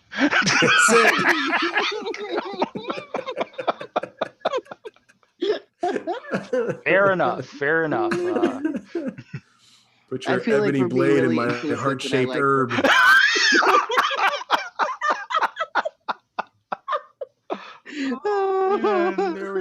There we go. There it is. There it is. Honda forever, as it were. And that brings us to the Polynesian delegation. I already know who Tamati is shipping, because a lot of people have shipped it, and that is Thor and Storm. Yeah. Thor and Storm is definitely happening. But who Thor else? and Kia, because he says Kia. Tommy says Kia a lot, so I'm just gonna ship Thor and Kia. So I'm gonna run down the picks real quick in case you guys forgot. Thor, Storm, Iron Man, Rogue, Kang the Conqueror, Monica Rambeau, Ironheart, Wiccan, Hope Summers, and Legion. Ironheart out? Yeah, I guess she's underage. I think she's underage, so yeah, she's out. Legion and Legion. Yes, that is an orgy that is also masturbation. That's that is probably correct. canon at this point. Monica Rambeau and Rogue. Yep. Yeah, probably, but you know, how far can they go? Oh, I guess Monica would turn into pure light, so you know, there's no touching involved. They both absorb energy, right? I mean, she absorbs a lot. Yeah. Absorb this. I feel like Iron Man could like keep the suit on and go at it with Rogue, right? Yeah. You know, use some kind of extremis type deal where he's not actually touching her. But somehow still feeling it because nanobots, yeah. Exactly, because nanobots. I love how you thought really into that. You're like, I got this. You can still feel it with nanobots. Yeah, I'm not sure with the Hope Summers thing. I'm not sure if she's of age. If she's not, then I guess we'll go Ironheart. But if she is, I guess we'll go. I got nothing. Legion, maybe Hope and Legion. Oh boy. That is some power amplification going on right there. Yeah, the world may not survive. I got the power. Yeah, Wiccan is currently shipless because his true love is in another has not been drafted yet. So you know he's nowhere. But Tony Stark and Wiccan could get a little weird, couldn't they? Yeah, I was saying. Tony Stark likes to drink. I was gonna say Tony Stark and Kang. You know, it's like, you know, I'm from the future. I came all this way. You know, I'm a futurist. Exactly. You know, but yeah, Thor and Storm is definitely the highlight of the shipping. Absolutely. And that brings us to your delegation, the Latinx delegation. Who you got? I mean, obviously you start with Batman and Catwoman. Oh, really? I was going Batman and Fisk. Oh, no, not Fist. Not Wilson Fist. I did change that. You heard it. Damn it. I did hear it. You want to read off the Latinx? Yes. So, Batman, Harley Quinn, Catwoman, Red Hood, Kendra Saunders, Null, Blade, Green Arrow, Psylocke, and Kingpin. Harley Quinn and Null. Duh, that makes so much sense. That is freaky.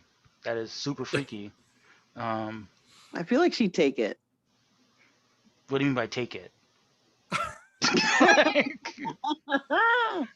you just think about it. Just think about it. I mean, no seems like he'd be into some freaky shit. Is what I'm saying. Like tentacles.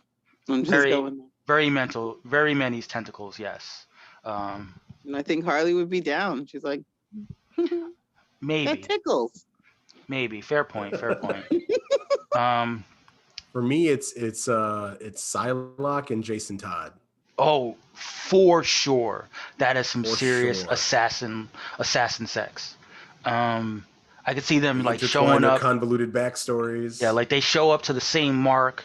They kill. You know, at first they like fight a little bit. You know, because each one of them wants to take out the other. You know, take out the mark for the other. Then they decide, you know, let's both kill him. So they both kill him, and then they just have sex like right. It's so weird. Mike was telling me this story yesterday. Yeah.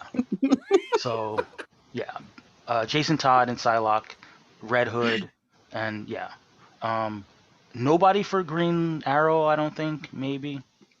Nobody wants the Arrow. I mean, come on. Maybe Batman and Green Arrow. Maybe Yeah, Bruce and Oliver. Bruce and Oliver. They've definitely been at some like billionaire sex parties. Remember when we had privilege? Yeah, I remember I had privilege too. I suppose I could see Green Arrow being into Kendra Saunders. You know. Sure. Yeah, and her I can't quite see her being into him though. Right. Yeah. I feel like Green Arrow would be a stalker. I could see Blade and Kendra Saunders maybe. Yes, that one works. Mm-hmm. Yes. I can see Fisk and Psylocke as well. They've also got that. They're both members of the Hand. Mm-hmm. I could see that. Yeah, that would be more of like an unlikely partnership that I could see kind of working out. Yeah. I could see Fisk. I could see Fisk trying to get Catwoman. Yes. Like trying to take him away from Bruce Wayne, especially if he doesn't know that Bruce Wayne is Batman. Right. You know, like sending her like gifts and stuff, and like paying her for these jobs, you know, as Catwoman, and then like, you know, he's trying to seduce her. Meanwhile, you know, her heart is set on Bruce Wayne. Like, I could see that. You know, it's odd. I would have guessed that I would have had more partnerships for Harley, but Null took it. She's like, she's occupied. But really, it's like Psylocke. I could picture Psylocke with any of these. Yeah, I can see Harley and Blade, but they have to be like fighting vampires. I think she's down. Yeah, she'd be down to fight some vamps. Yeah. I wouldn't see like. Wait, I thought shipping required sex though. Like. Oh no! But the fighting the vampires is their foreplay. Right. That's what I'm saying. You know. Oh. Like I don't just see him like Psylocke and Blade works too. Yeah, Psylocke and Blade definitely works. Their sword play would lead to some other play. Psylocke is also basically Marvel's Talia al Ghul, so she works with Batman as well. I mean, Psylocke is really like she's the MVP of this game right now. She's sexuality and violence, you know, thrown together. Listen, Psylocke and Catwoman is not something that I would turn off if it popped up on my. I mean, listen, on my screen. Listen, that X-Men #1 Jim Lee from the '90s was like the first time I ever saw Psylocke, and was definitely the first time a comic book character gave me stirrings where I was like, oh, turns out I am heterosexual. So Jim Lee draw up Catwoman, Psylocke. I mean, that's probably right there on DeviantArt. He's like, probably got it. You probably type it up. So good on you, Latinx delegation. Definitely providing us with all types of different. Yeah, that was like, I think that was the most versatile. I could also see Null, and specifically Bill Sienkiewicz's Kingpin, the one who takes up the entire room, and I could see that just being like power sex. Yeah, honestly, I feel like Null and Kingpin is some like S&M type shit. Yeah. You know, like this what is the safe word? There is no safe word.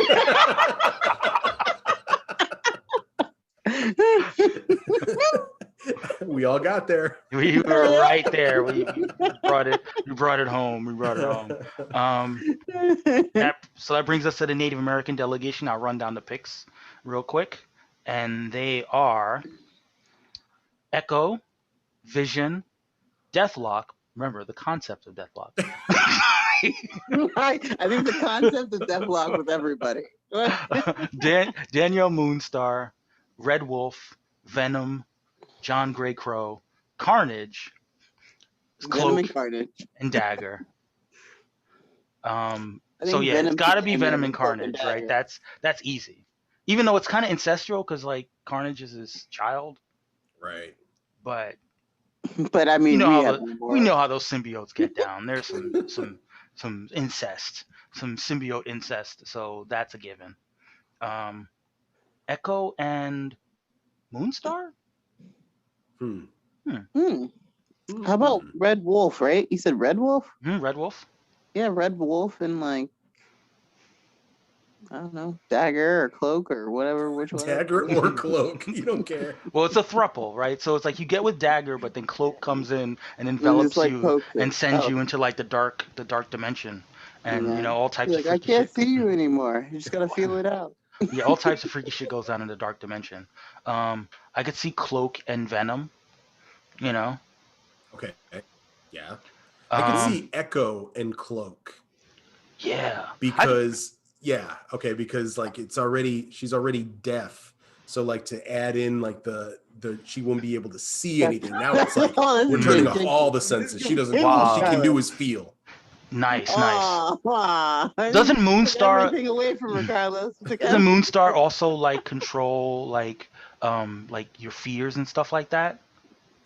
Like so Moonstar and Cloak might be able to pull something off too, because just like the dark dimension sort of like exposes you to your fears, but then she exposes people to her fears with a mutant power.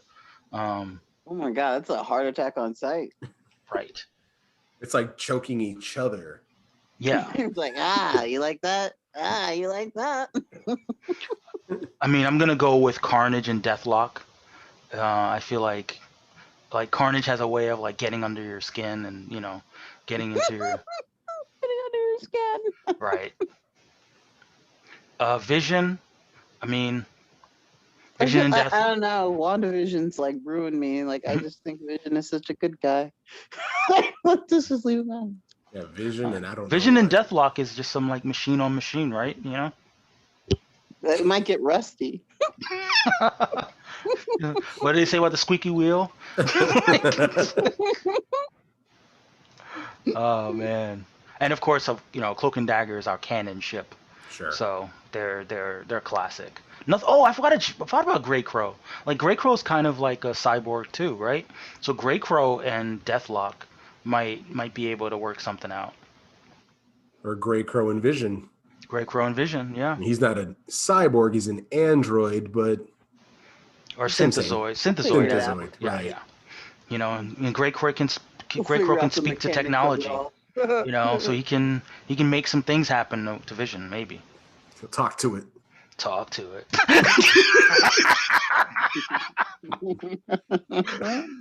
Oh man. All right, so that brings us to the white delegation. I'm gonna run down the white delegations. Has the white delegation not chosen any female characters? Wow. It's just gonna be even funner. They have not. Shame on you, white delegation. All your characters are male. All right, so obviously, Cyborg, Superman, Miles Morales, Joker, Colossus, Luke Cage, Jonathan Kent, Magneto, Wally West, and Hal Jordan. And Miles Morales. So I guess we got to take Jonathan Kent and Miles Morales out, right? Because they're, Damn it! How come I always say the ones that are? Damn it! I don't know, Kia. Why does that happen? I mean, I guess we go like Luke Cage and Colossus, like. Okay. Skin on, unbreakable skin and unbreakable skin. I was gonna say Colossus and Joker. Just kind of like they're complete opposites, which is why they're one of those couples. It's like, how are they even? What do they even talk about? They don't talk. Exactly. They just do. Colossus kind of doesn't speak the language, and Joker is. Oh shit! I just thought about it. Maybe that's why Joker laughs all the time. It's like that's what cracks him up. It's like you can't understand him. Magneto and Cyborg, right? Oh.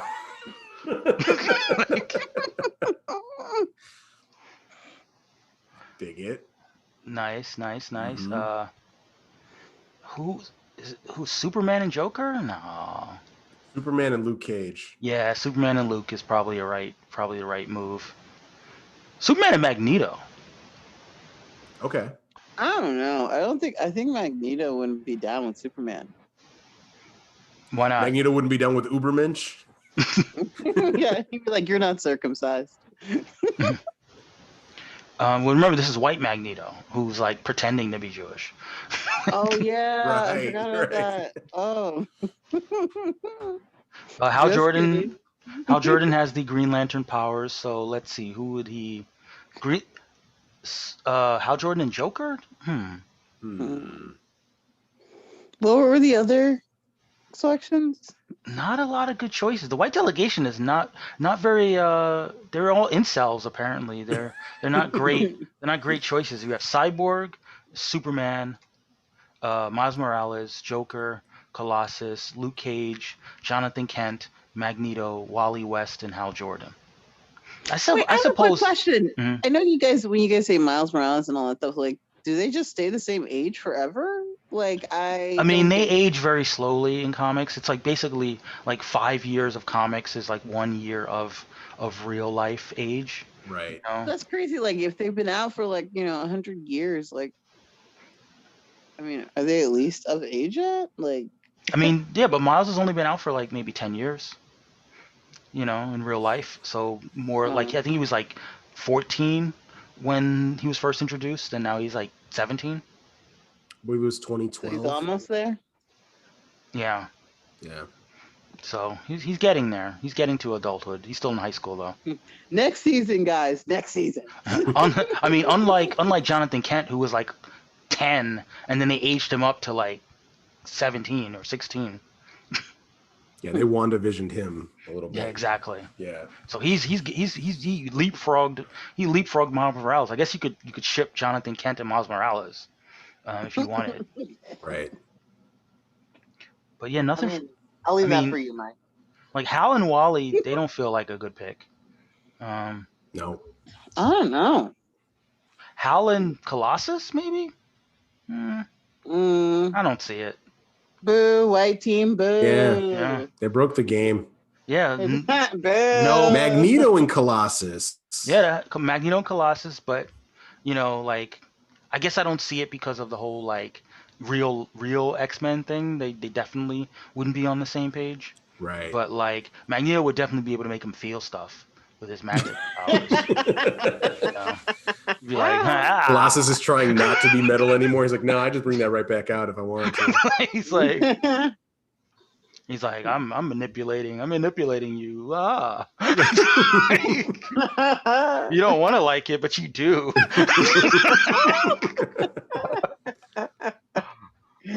Oh man. All right. So that brings us to the Jewish delegation. I'm going to run down the picks for the Jewish delegation. I'm really excited about this. You're really excited. All right. So, the Hulk, Captain Marvel, Barbara Gordon, Cyclops, Black Widow, Scarlet Witch, Zatanna, Joe Malayan, John Constantine, and Man-Thing. So, right off the bat, Zatanna and Man-Thing? Oh. No, John Constantine and Man-Thing is a definite. Yeah, that's happening. Yeah, it's definitely happening. John Constantine. I think everybody needs a little bit of Man-Thing, honestly. John Constantine fucks like. I think he has fucked Swamp Thing in DC, so I imagine he's gonna fuck like Man-Thing. Zatanna and Scarlet Witch, that's probably happening. And either of them in Constantine is also happening. Yeah. Black Widow is like skilled in all the like sex abilities, the seduction powers. So she's out there. She's fucking the Hulk. Like I know that sure. I know that Joss Whedon tried to make it happen in the Avengers movies, but in this world, it's getting real low, big guy. She's like. I also kind of feel like the same like sexual tension that or chemistry that Black Widow and Captain America had in the movies, like in Winter Soldier. I think that all just gets transferred over to Cyclops. Fair point. Black Widow Cyclops is a thing, I think. Yeah, I can see that. Who for Captain Marvel? Who not for Captain Marvel? Joe Malayan. Anybody likes Captain Marvel like that. No, so Joe Malayan and Captain Marvel, I could definitely see that. Yeah. Captain Marvel has a yeast infection. Nope. Yeah, I could see her using her Green Lantern ring to do some freaky things to Carol Danvers. Whole new power to absorb. Exactly. It's like binary curious. Oh, we've got Sorceress Carol Danvers now too. So. So Scarlet Witch maybe. Yeah. Maybe Zatanna. Maybe Constantine. You know who I can definitely see? Barbara Gordon and Cyclops. Sure. Yeah. Yeah. They have I-based names, Oracle and Cyclops. Mike, can you put your pants back up? Thank you.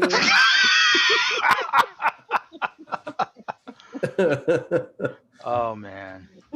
Again, follow us at OnlyFans at Racial Draft, and you too can be made aware of how into this game we've gotten.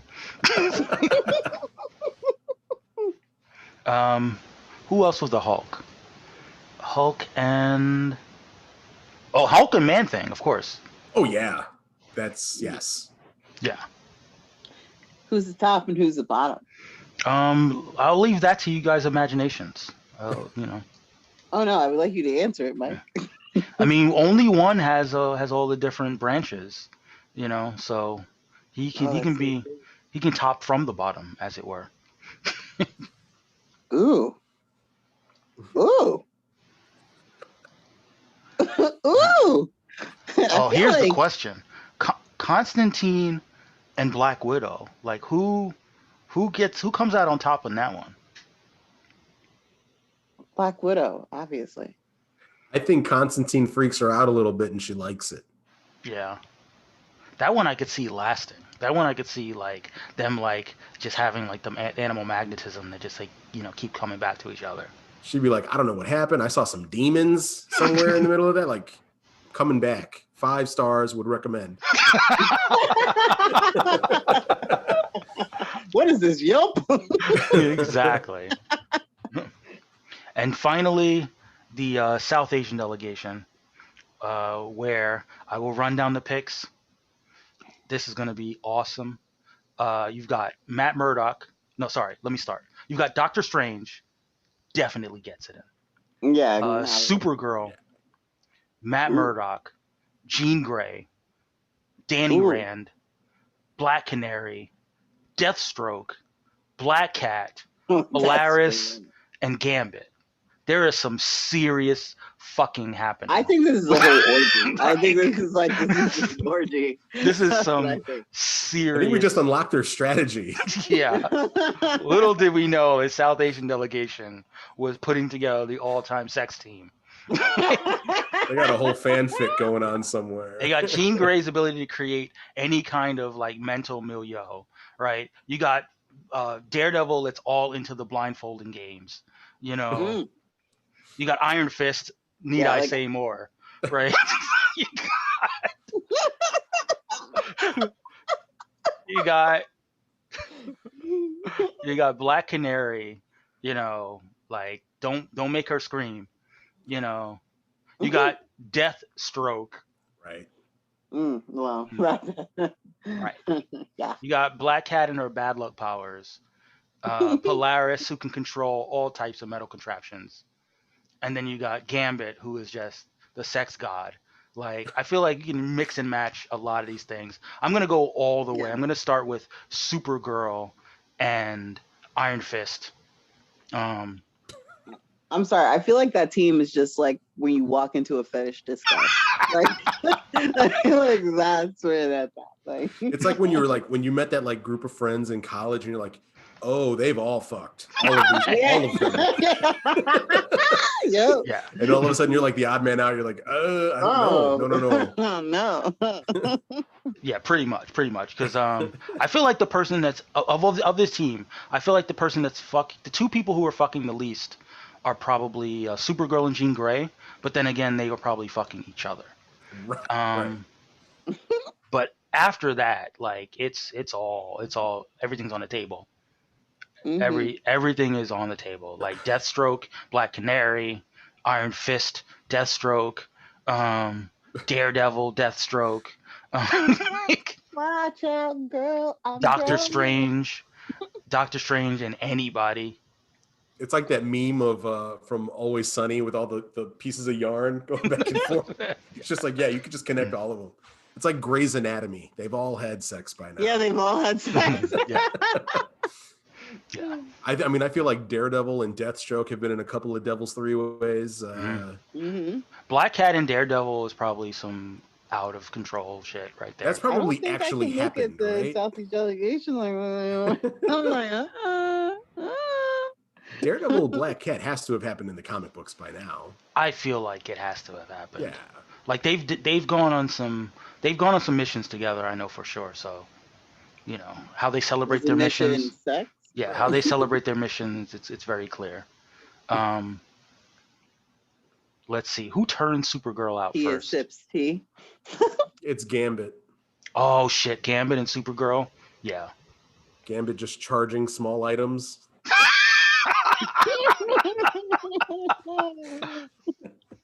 I'm just gonna cause a couple explosions, girl. You can take it. This is what I do. I make things explode. Wow, you're really super. Polaris and Kara, definitely. Oh yeah, Deathstroke has probably got some kind of contraption in place. That's weird. My last boyfriend told me to call him that.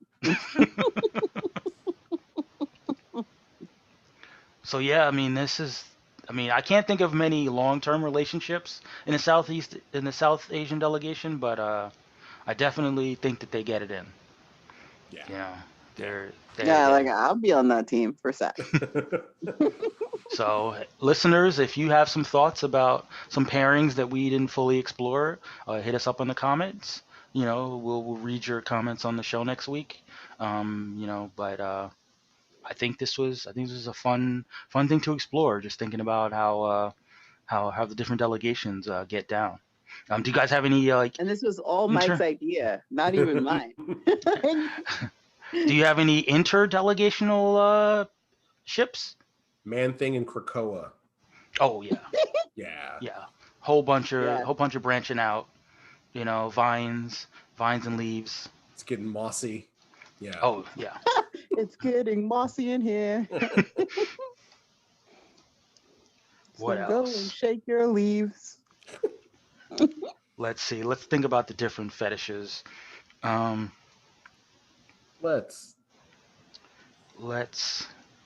I need to pull up all the pics so that I can figure this out. Black Cat and Catwoman, probably. Mm-hmm.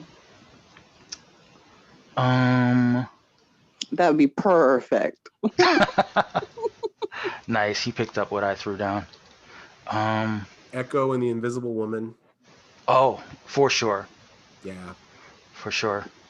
Echo. Oh. Wait, can you just put Echo with somebody regular? Like, I kind of feel like there's a theme. I'm a little sensitive about Echo. Echo and Gambit. Makes sense, yeah. Echo and Gambit makes sense. Yep.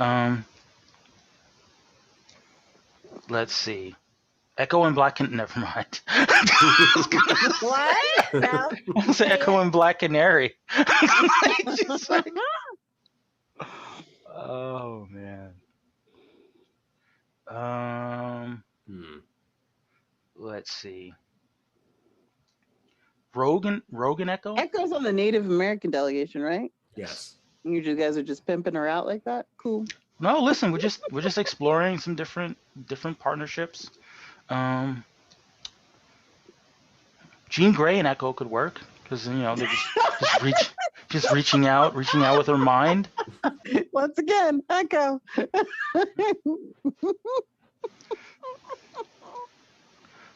Again, I'm really surprised by my lack of ability to pair Harley with a ton of people. Harley and Carnage, I guess. Harnage. Yeah. Harnage. I could, it'd be a weird, freaky pairing that I could totally see. Peter Parker and Harley. Oh my God. Okay. Peter Parker would not be the same. No, he wouldn't be. He wouldn't. That's what would be even more fun about it. That'd be fun. That's how you do it, girls. That's how you do it. Yeah. Would you guys be scared if like the girl walks in and is like, "You're Peter Parker and I'm Harley Quinn"?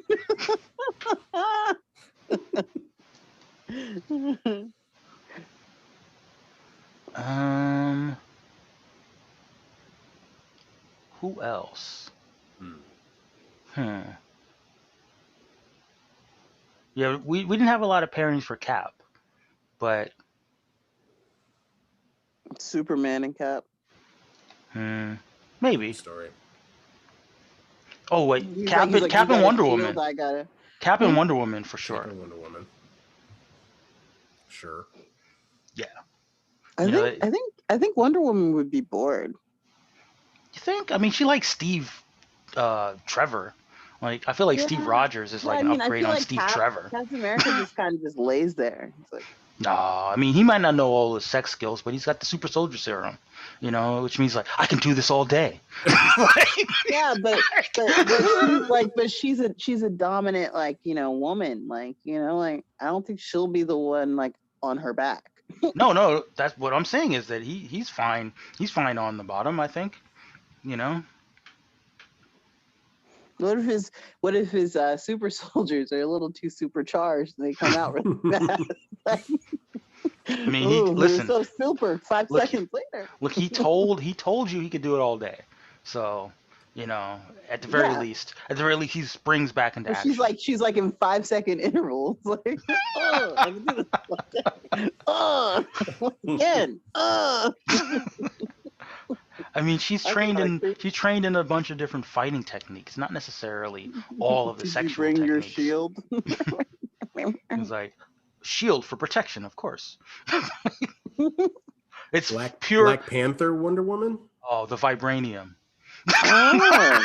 It's like, oh yeah. See, that's a good one, Carlos. High five from a 5.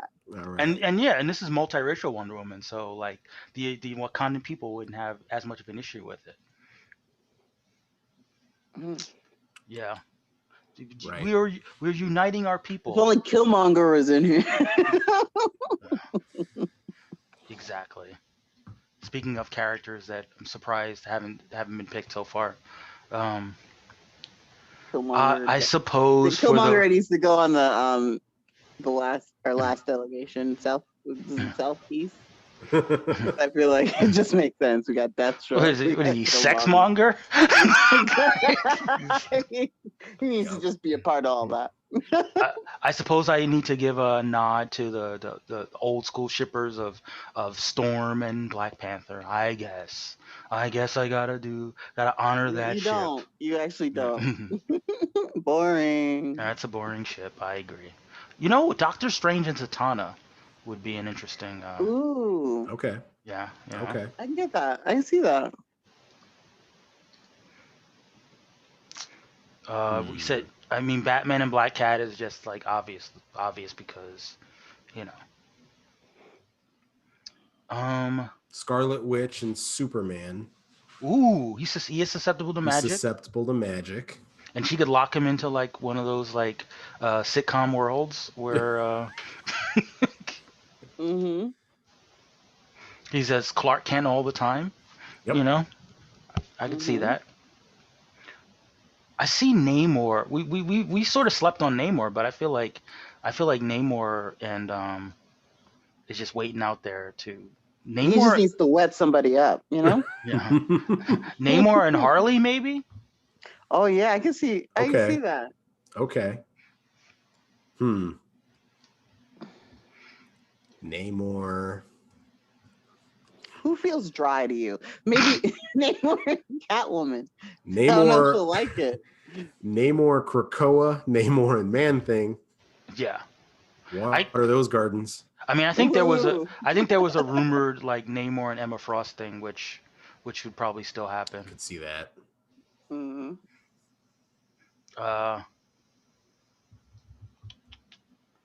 Namor and magic. Yes. Do you believe in magic? Namor and magic. Oh, here's another one. Black Panther, Kendra Saunders. Yes. That's I like that. Yeah. The Hawk and the Panther, yeah. Magic and Constantine. Ooh. Like they're fucking on our realm, they're going limbo. They're like exactly. They're switching back and forth. Exactly. Yeah. I'm here for that. Mike your pants again. Oh man. Venom and Ben Grimm now. Oh, Ben Grimm's not getting any play. No play for Ben Grimm.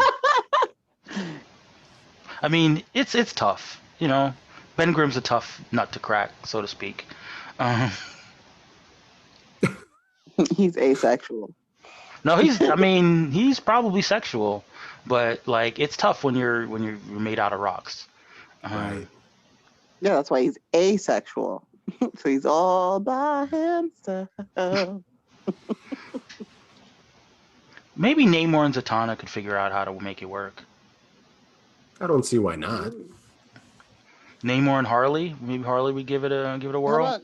How about Doctor Strange? Doctor Strange has some magic too. You know what I'm saying? Like, might be able to hook him up. I just assumed Doctor Strange just fucked all of them in all of the different timelines. Yeah, I feel like Doctor Strange's like, give me that Strange though. Yeah, he goes through all the scenarios. He's like, I fucked 16 million versions of you.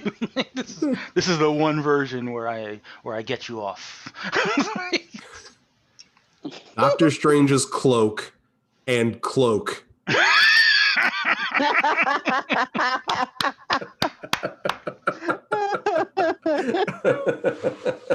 Oh, listen, we missed the most obvious one.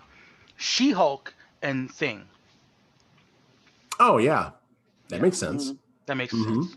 Yeah, I can see that. She-Hulk and Daredevil. Oh, yeah, for sure. Yeah. Celebrating a case well won. Mm-hmm. Daredevil and Echo. Oh, that actually is canon. That's a thing. Happened. Yeah. Thor, obviously Thor and Jane Foster, right? That's also canon. Right. Thor and Emma Frost. Ooh, never thought about that. I could see it. Carlos, also, surprisingly, not getting the play is Kingpin here. Probably because like we know he has like this obsession with Vanessa, or Ashanti.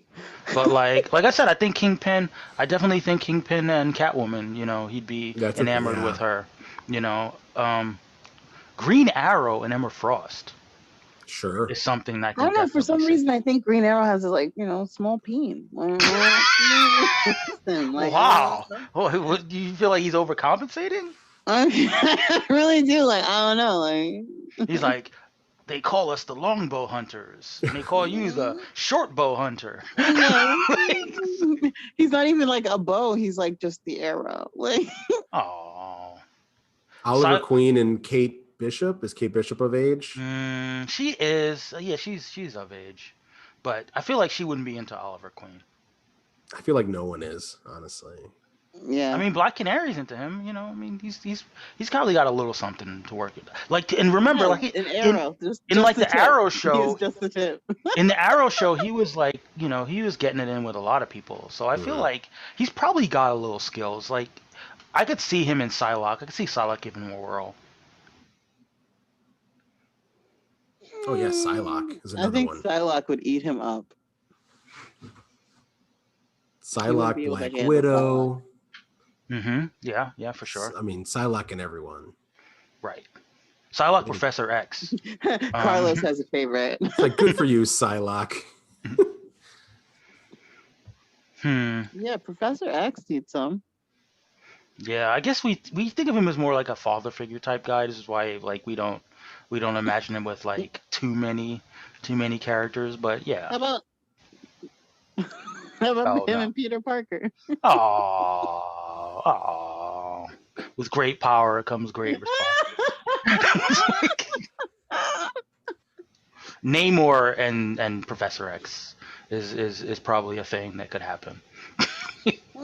Professor X and Jean Grey. Oh, we forgot Professor X and Magneto. That's oh yeah. That's gotta be canon. That's gotta be canon.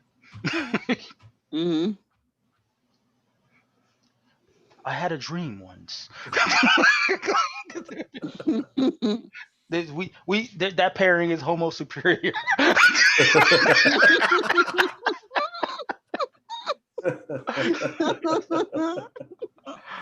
Oh man. Oh, I think that's probably where we should let it go. That's probably where we should end it. I don't think we're gonna beat that. Right? So wait, hold on. Catwoman and Emma Frost, but in diamond form. Ooh. because there's nothing nothing's turning on Catwoman more. Yeah. Right. I feel that. I got that. I agree. Oh, nice one. Yeah. I'm here for I think that. that turned me on. So before we go, do you guys have any thoughts about what? Sorry, guys. Spoiler alert. We're going to talk a little bit about WandaVision if you guys have any WandaVision thoughts. Talk about it, Carlos. This show just continues to amaze, and what we're talking about, like last episode specifically. I mean, we can talk about the show overall, but like I was saying the last episode specifically.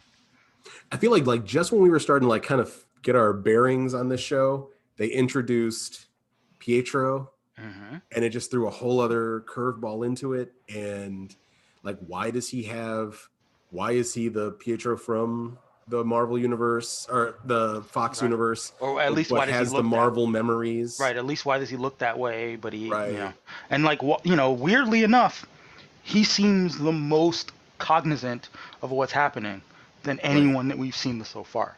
Even more so than Agnes. Right. Like, Now I heard a theory today in this podcast that I listened to that he wasn't conjured by Wanda, he was conjured by the kids.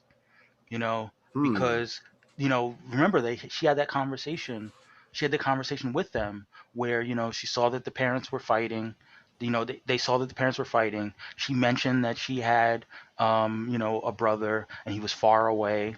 And at the time that he was introduced, remember she said she didn't bring him, she didn't bring him in, but they were fighting at the time. It could have been something where the kids heard him, heard their parents upset. They thought things were going badly, and who better to sort of put them back on the same page potentially than Pietro. And maybe their abilities being what they are, just they couldn't figure out how to bring it, because they had never met the real Pietro. Right. But it still kind of in some capacity involves the multiverse, because why would they bring in like a Pietro that doesn't look like the one that existed, But it could also just be a stunt casting on the part of Marvel that they're messing with us. Man, I don't know. Again, with that descriptive audio, like straight up saying she's staring at the version of Pietro from the X-Men films. It's like, this isn't, that wasn't stunt casting to me. That was like, there's a point, there's a reason for this. I also I'm trying to wrap my head around that yogurt commercial in the middle. Yeah, the Yo Magic. What does that mean? What does the Yo Magic mean? I mean, it like I said, we had talked about this, and it does feel like some kind of Faustian bargain, but I can't connect all the dots. I can't figure out like what it was. Like all the other commercials seemed like they were pretty clear as to alluding to something that we had seen in the previous movies, but this one just seemed like way out of left field. Just to, and as dark as all of the other commercials have been, at the end of this one, I was like, that was dark. Right. Holy cow. Especially because like it felt like the other ones were like they seemed like commercials that were just alluding to the darkness. Whereas this one was like a kid's commercial that just got really dark at the end. Like the kid dies for no reason. You're right. It's like, it couldn't open up a yogurt package, it just threw me off. Yeah, I don't know what it's supposed to mean.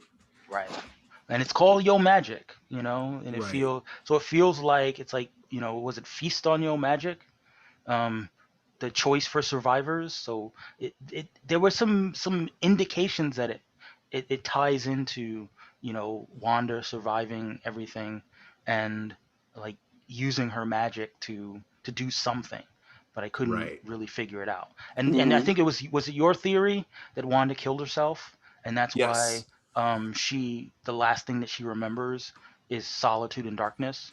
Right. So she was talking to Pietro, and she's like, she doesn't remember how she got to the town. All she remembers is she was so lonely and that there was endless nothingness. That was specifically what she said, which is like, that sounds like she was dead. Like that sounds like she had reached a limbo point and maybe met a demon who was like, you don't have to die.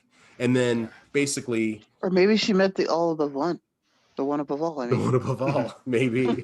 I mean, if the idea that Mephisto is going to be the one who conjured all of this in the beginning, it would make sense that he would give her this, like, you can have Vision, you can have your family in this realm, and meanwhile, what she's doing is just wearing down the seams between the universes, allowing him to leave his hell universe. I mean, that could be what's going on here, or it could be the same thing with it could be the Shadow King, it could be Nightmare, it could be anything. I mean, Nightmare fits as well. Even obviously there have been allusions to the devil, and I think that's why a lot of people are leaning towards Mephisto. But in terms of like, I think I'd mentioned early on that the way that it seems like the way that she said that she didn't know exactly how it got there, and it seemed like things were kind of like, what's the term, like where it's like, in progress, where everything sort of started in media res, right? Exactly. It started in media res, which dreams do very often. Like her not knowing how she got there could fit the nightmare idea, right? That. But granted, if she had died, and what was happening is that she was resurrected, with her granting her wish, but with a cost associated with it, that does lend itself to more of a Mephisto than a Nightmare. Sure. But Nightmare does feel like the kind of character that would want to kind of manipulate her to opening up these doors between universes and dimensions so that he can work his way out. Right. And also, Nightmare, maybe, to the extent that people were talking about like the pain in their minds, Nightmare could be feasting on their nightmares. It may not even be Wanda who's causing them the pain. It could be Nightmare feeding on them and their hopes and dreams and their fears. I mean, I like the show as an allegory for grief and denial, and the idea that everyone in this town is just feeling her grief. Like, I like that concept, that they're in pain all the time because she's in pain all the time. Yeah. Or at the very least, she sort of outsourced her pain. Right? Like she didn't want to deal with her grief, and by like going to this town where there are thousands of people, she's giving each of them like a taste of her grief so that she is grief free. Right. That could work. Also, tied into that, and this was one of my pet theories, is that the main reason that she pulled Monica / Geraldine into her zone, her bubble, was that she was experiencing a similar kind of grief. Right. That the reason that no one else from the outside was pulled in at the time is because they didn't have that kind of kinship, whereas Monica did, and on some sort of level, that's why she was drawn to Wanda. But didn't she also kick her out? Yeah, but she kicked her out when she realized she got too close. Or also when she realized that she was affiliated with SWORD, and that she wasn't, she might not have been trustworthy.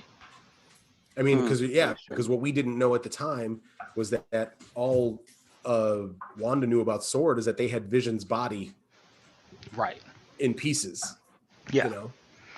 Now, I still need to figure out like what role SWORD had been playing in the universe in the years before Endgame, or the years before Infinity War. Like whether they had meant to be existing on the same level as SHIELD in terms of like a public organization, or whether they were somewhat covert, and in the years that followed they came out of the shadows.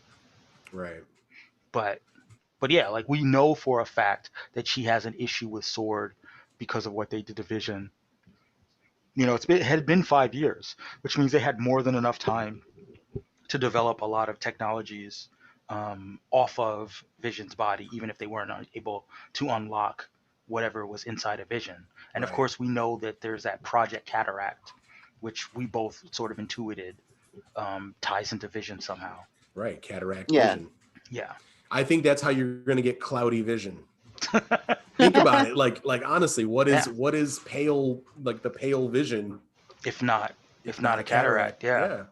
You know. And I mean, also interesting to consider is they've had Vision's body for 5 years, and it's been 5 years where Tony Stark has been alive on Right, Earth. but Tony Stark, we have to assume that Tony Stark bailed, you know, shortly after whatever happened, you know, out of grief, and just said, you know, I want no parts of this, and they probably, you know, couldn't get him back into the fold.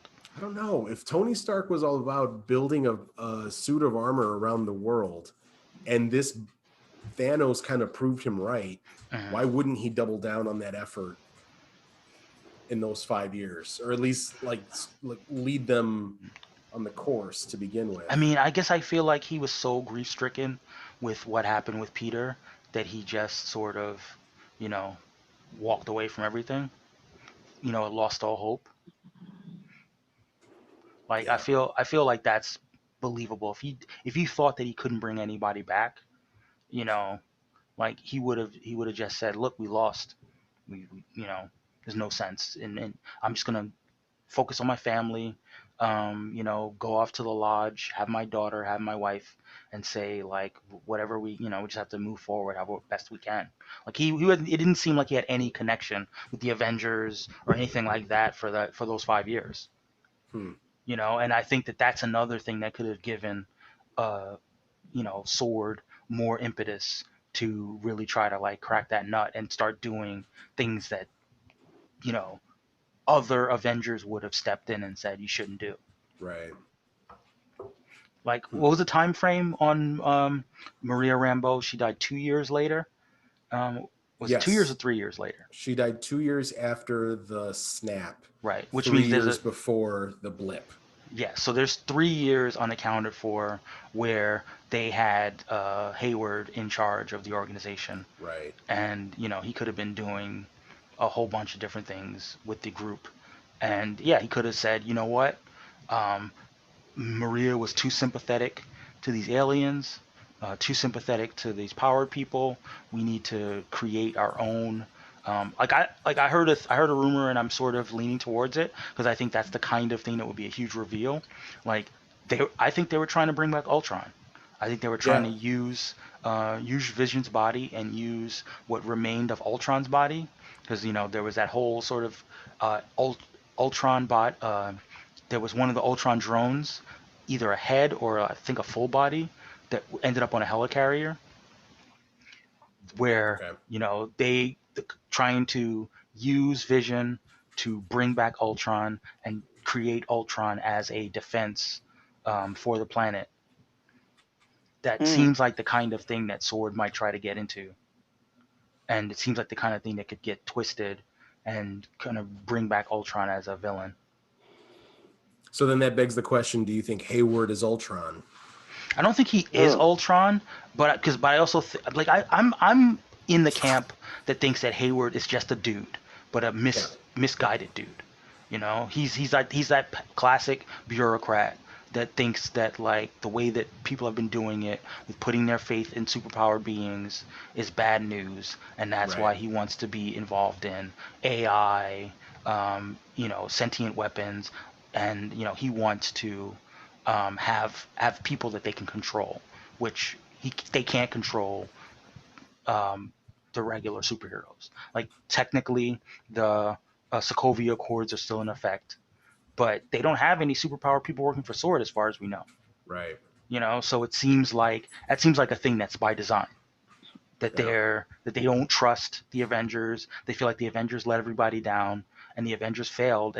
And from a political perspective, knowing what we know about like the world that we live in, you know, if there was a failure of that regard at that level, that can be foisted on the Avengers and say that they are the reason that half the people in the world are dead, you know, that's the perfect power vacuum for a group like Sword to say, well, we're doing this a different way. We're going about it a different way. We don't need power people. We're going to do it with like machines.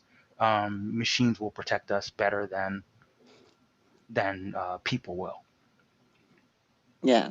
Last thing I'll say, because then I got to run, is I was watching Far From Home last night, and you know this, Mike. The joke that was really funny by JB Smoove back when that movie came out, that it's like, as a man of science, this is witches. It takes on a whole new meaning when you know that that movie takes place 8 months after WandaVision, for sure. Witches are actually a thing now. Yeah, I mean, if it gets revealed that witches are involved in what happened, like that's I after this season ends, I definitely do want to rewatch Far From Home to see if there are some indications that fits into the world. Because remember, a big part of the storyline of Far From Home was Fury, we thought was Fury at the time, meeting with this group to try to figure out what the new power was supposed to be. Right. Obviously there was no indication of Sword at the time, but like clearly there's no Avengers. There's a little bit of a power vacuum, and figuring out like where everybody gets left at the end of WandaVision, why there would either be a lot of urgency or a little bit less urgency about trying to put together whatever the next thing is to keep us safe from the thing. Like I don't believe that. I know a lot of people are speculating that Wanda's bubble is going to extend over the whole world. I think that if that were to happen, it would have had a lot more ramifications for Far From Home. So I kind of don't want continuity to break in that way. But I don't think that like Wanda's like bubble is going to expand, honestly, because I think that if she was going to do that, like I think like especially after kicking out what's her name, Monica. Yeah, like I feel like that would have been that time for it to expand a little bit to make her place more secure, quote unquote. And she didn't do that.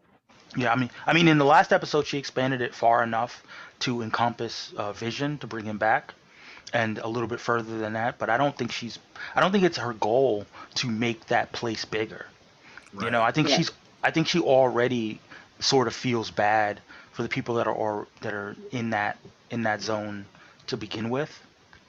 I think she feels better now because now she has all the Sword agents under her control.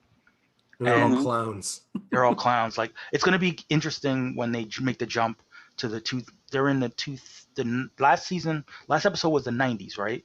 Well, last episode 6 is Malcolm in the Middle, which was a 2000 sitcom purely. It started in 2000.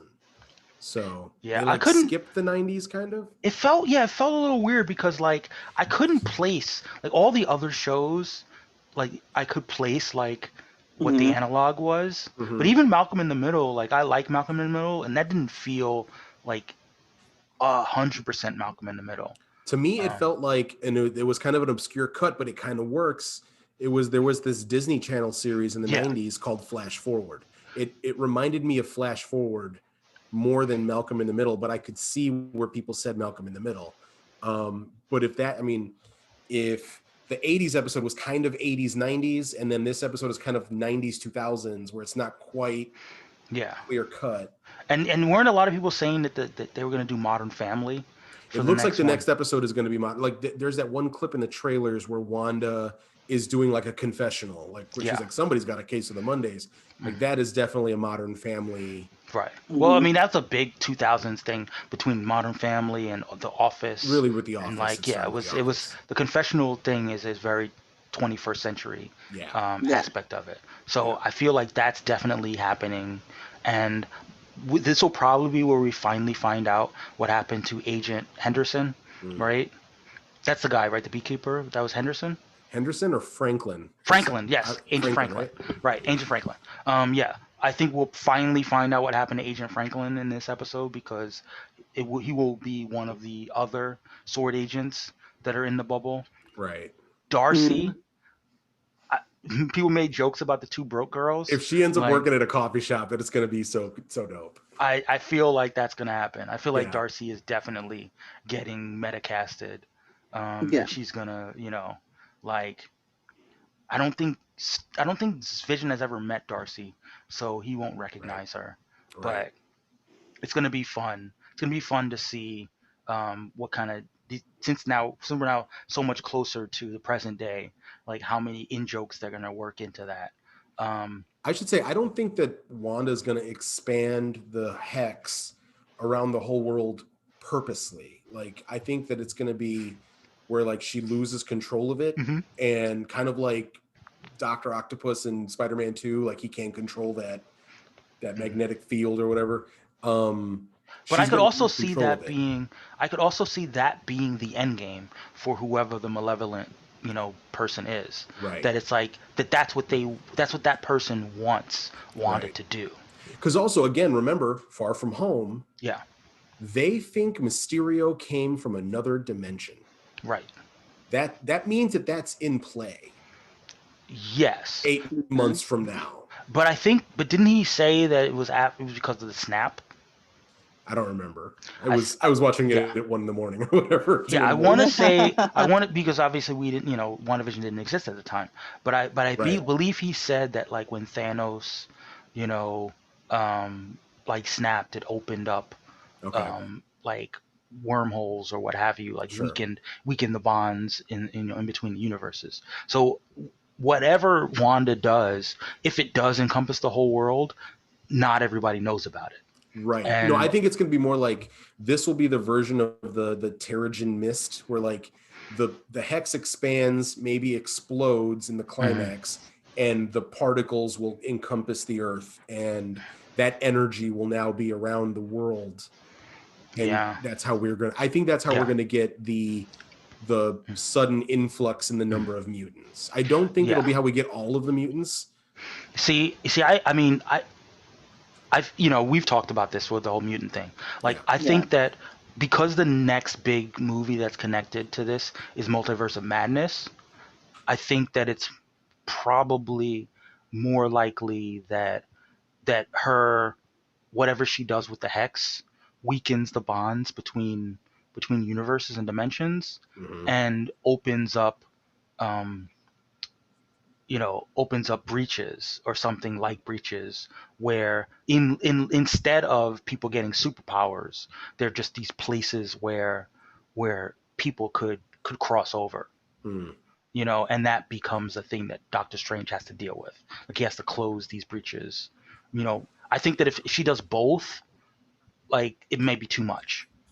If she's both giving people superpowers and also opening up the multiverse, like it might be too much from a story perspective to fix. Whereas, she's like, I think if she can create the powers, she can give the powers to Monica because, Monica is a character that we've already invested in. But if she starts giving powers to like hundreds and thousands of people, like that's enough of a problem that we also don't have to introduce the multiverse into that. I see that.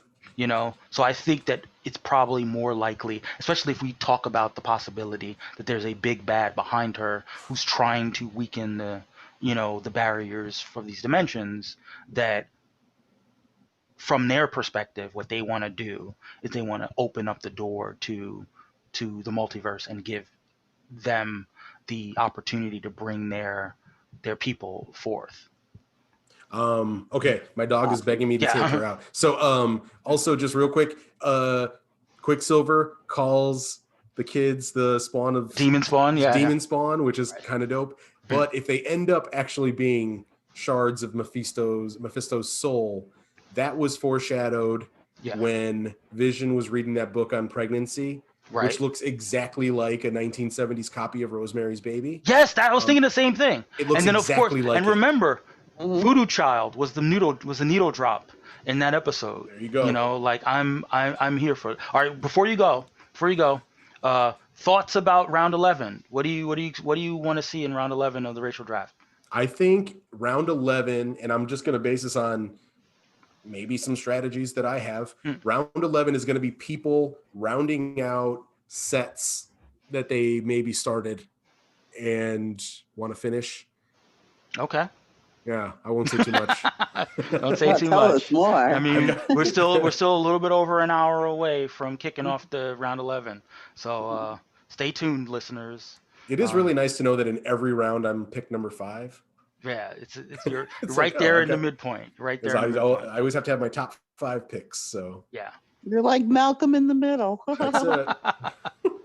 Or flash forward. Wait. All right, I gotta go, guys. All right, guys. All Great right. to have you. See you next week. See you next week. All right. Thanks, Carlos. Kia, I sent you a DM with Fat Joe in a kingpin suit on Twitter. Check it out.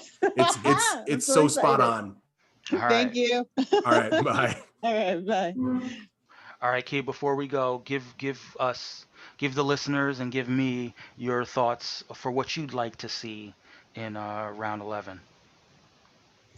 I want to see the Southeast delegation add on some more sexual beings. The South Asian, yeah. I just, I want to see like the Native American team, maybe get like, Lex Luthor or something. That'd be exciting. And I also hope that, in the next podcast, you'll keep your pants on. Nice. I feel that. I definitely want to see more villains in this round. I think that in both this round and the 12th round, this is the time where you want to like pull in your villains. I now for a fact, because I didn't notice it before now, I want to see some white fucking female characters, white delegation. Shame on you. Very sexist. Shame on you. Everyone else very is sexist. Yeah, everyone else is a little bit more balanced. But yeah, for sure, I want to see some villainous characters. I definitely want to see some backstories. We didn't get any backstories this time out. Yeah, I want you to break our backs in with those backstories. If not, I'll have to like come up with a backstory for all these characters because I'll do it. Ooh, I like this threat. I want to see that next week. I had said before, Namor. I would have liked to see Namor on the Native American delegation. I know that you haven't been paying attention to like all of our different discussion threads, but there is a rumor. You heard it here first, guys. There is a rumor that there will be some characters in an upcoming MCU movie that are going to be Mayan, or at least purported to be Mayan, and the speculation of that is that those Mayans are going to be somehow tied to Black Panther, and a lot of people made that leap to say that like maybe the Wakandans and the Mayans have some history, and there was an actor that was cast whose name escapes me right now, who was I want to say his name is Timur. Give me a second, guys. Yep, that one.